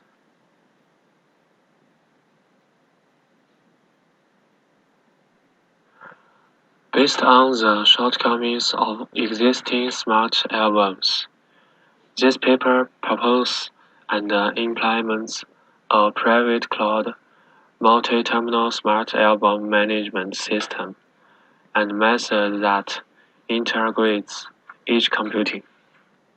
Our scheme uses NAS technology to build private cloud storage and uses private cloud for image storage, which enhances data security and personal privacy of users. At the same time, in order to improve the computational power of the method, This scheme integrates each calculation with an intelligent algorithm that can support the consumption of computational power to achieve more complex, intelligent algorithm and aesthetic analysis, so as to improve the intelligence level and aesthetic ability of album management, and provide users with more intelligent management methods. Based on microservice, this scheme decouples front and rear terminal functions. Provide users with multi-terminal access service for different scenarios. Provide users with more convenient usage methods. Adapt to various application scenarios and multi-terminal requirements of users.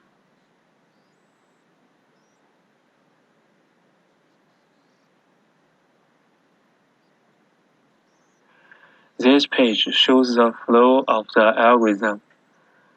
The first step is to wait for the user to upload a new image or propose intelligent processing instructions. If uploading a new picture, turn to step 2. If it is an intelligent processing instruction, add the picture to the intelligent processing service queue according to the instruction. Then go to step 4.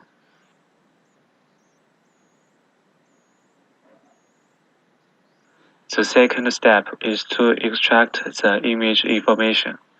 The third step is to judge whatever the picture has been put into storage. If not, join the intelligent processing service queue and wait for intelligent analysis. If the picture is already in the storage, the process ends.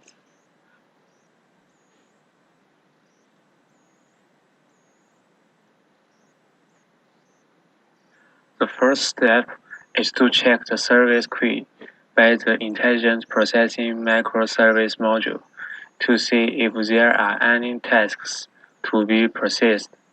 If there are no tasks, keep waiting. If there are tasks, submit them to the corresponding hardware module for processing through the Intelligent Processing Scheduling algorithm. The fifth step, use the scheduling algorithm to check the image processing task step. If it is traditional image processing, turns to step 7. Otherwise, turns to step 6.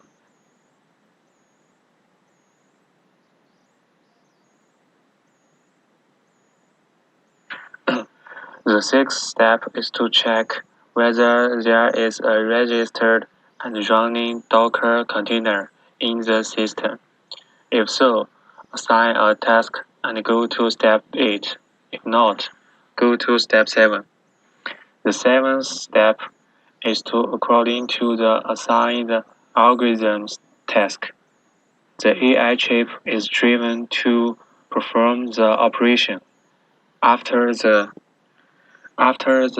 operation is completed, the result is returned and stored in the picture information storage. Step 8. The Docker container receives the assigned algorithm task, returns the result after the operation, and stores it in the picture information storage. Our program consists of 3 parts: private cloud storage, edge computing, and microservices. These 3 parts will be covered in more detail in the following sections.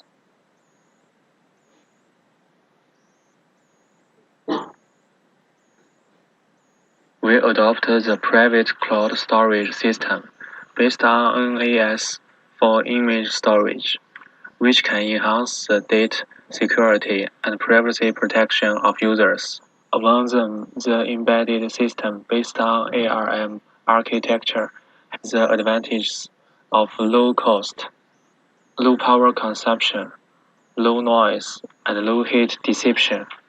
And the storage array based on RAID technology ensures the reliability of data.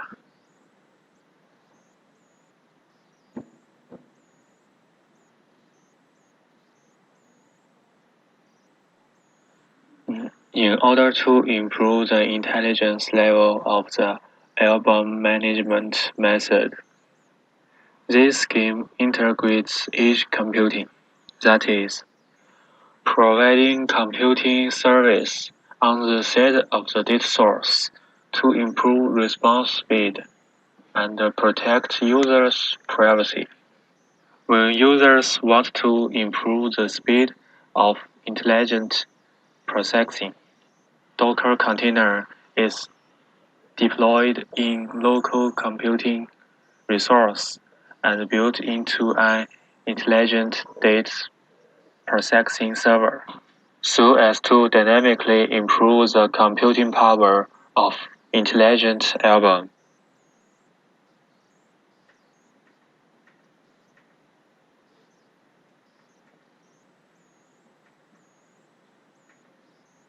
We divide the functions of the system into 6 modules.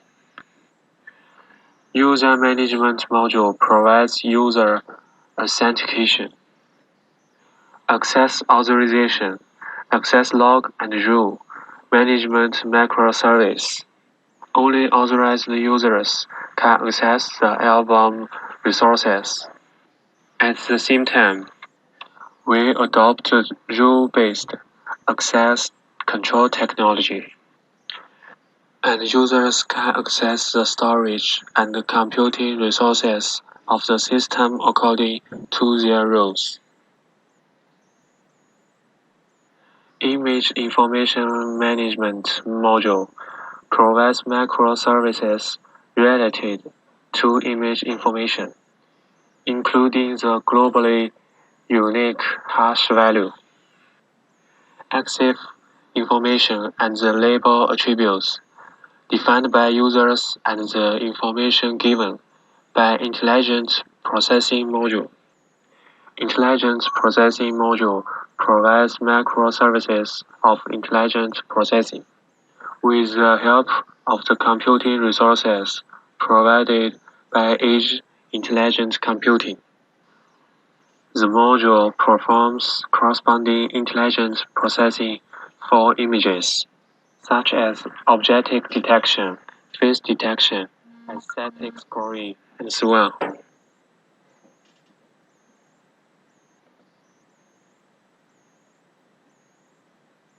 Data storage and management module provides microservices for multimedia data storage. Through this module, we can get the multimedia information in the system and manage the storage expansion of the system. The System Manage module provides the management microservice module of the album system and the operating system, through which the album system can be configured, and the relevant configuration of the operating system can be viewed and set. UI module provides unified UI microservices in order to enable users to have a consistent experience. A unified user interface provided by UI module is shown to users at different terminals and get a consistent experience.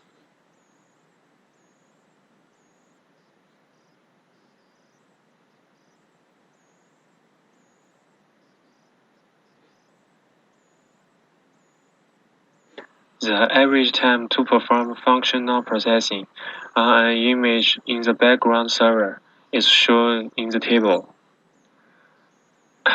The local photo album takes a long time to process the image intelligently in the local, while the server side can process the image at a faster speed.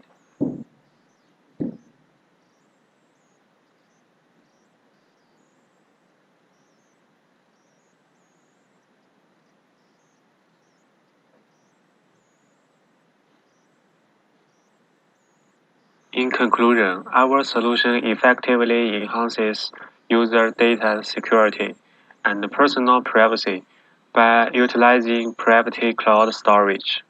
In addition, we integrate edge computing to support intelligent algorithms that consume computing power, so as to improve the intelligence level and the aesthetic ability of album management.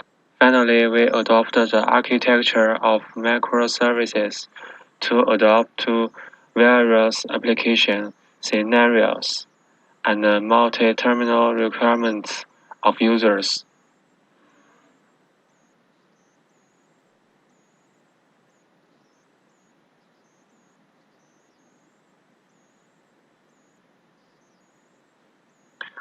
Above is my report content. If you have any questions or suggestions, welcome to contact me. Thanks for watching.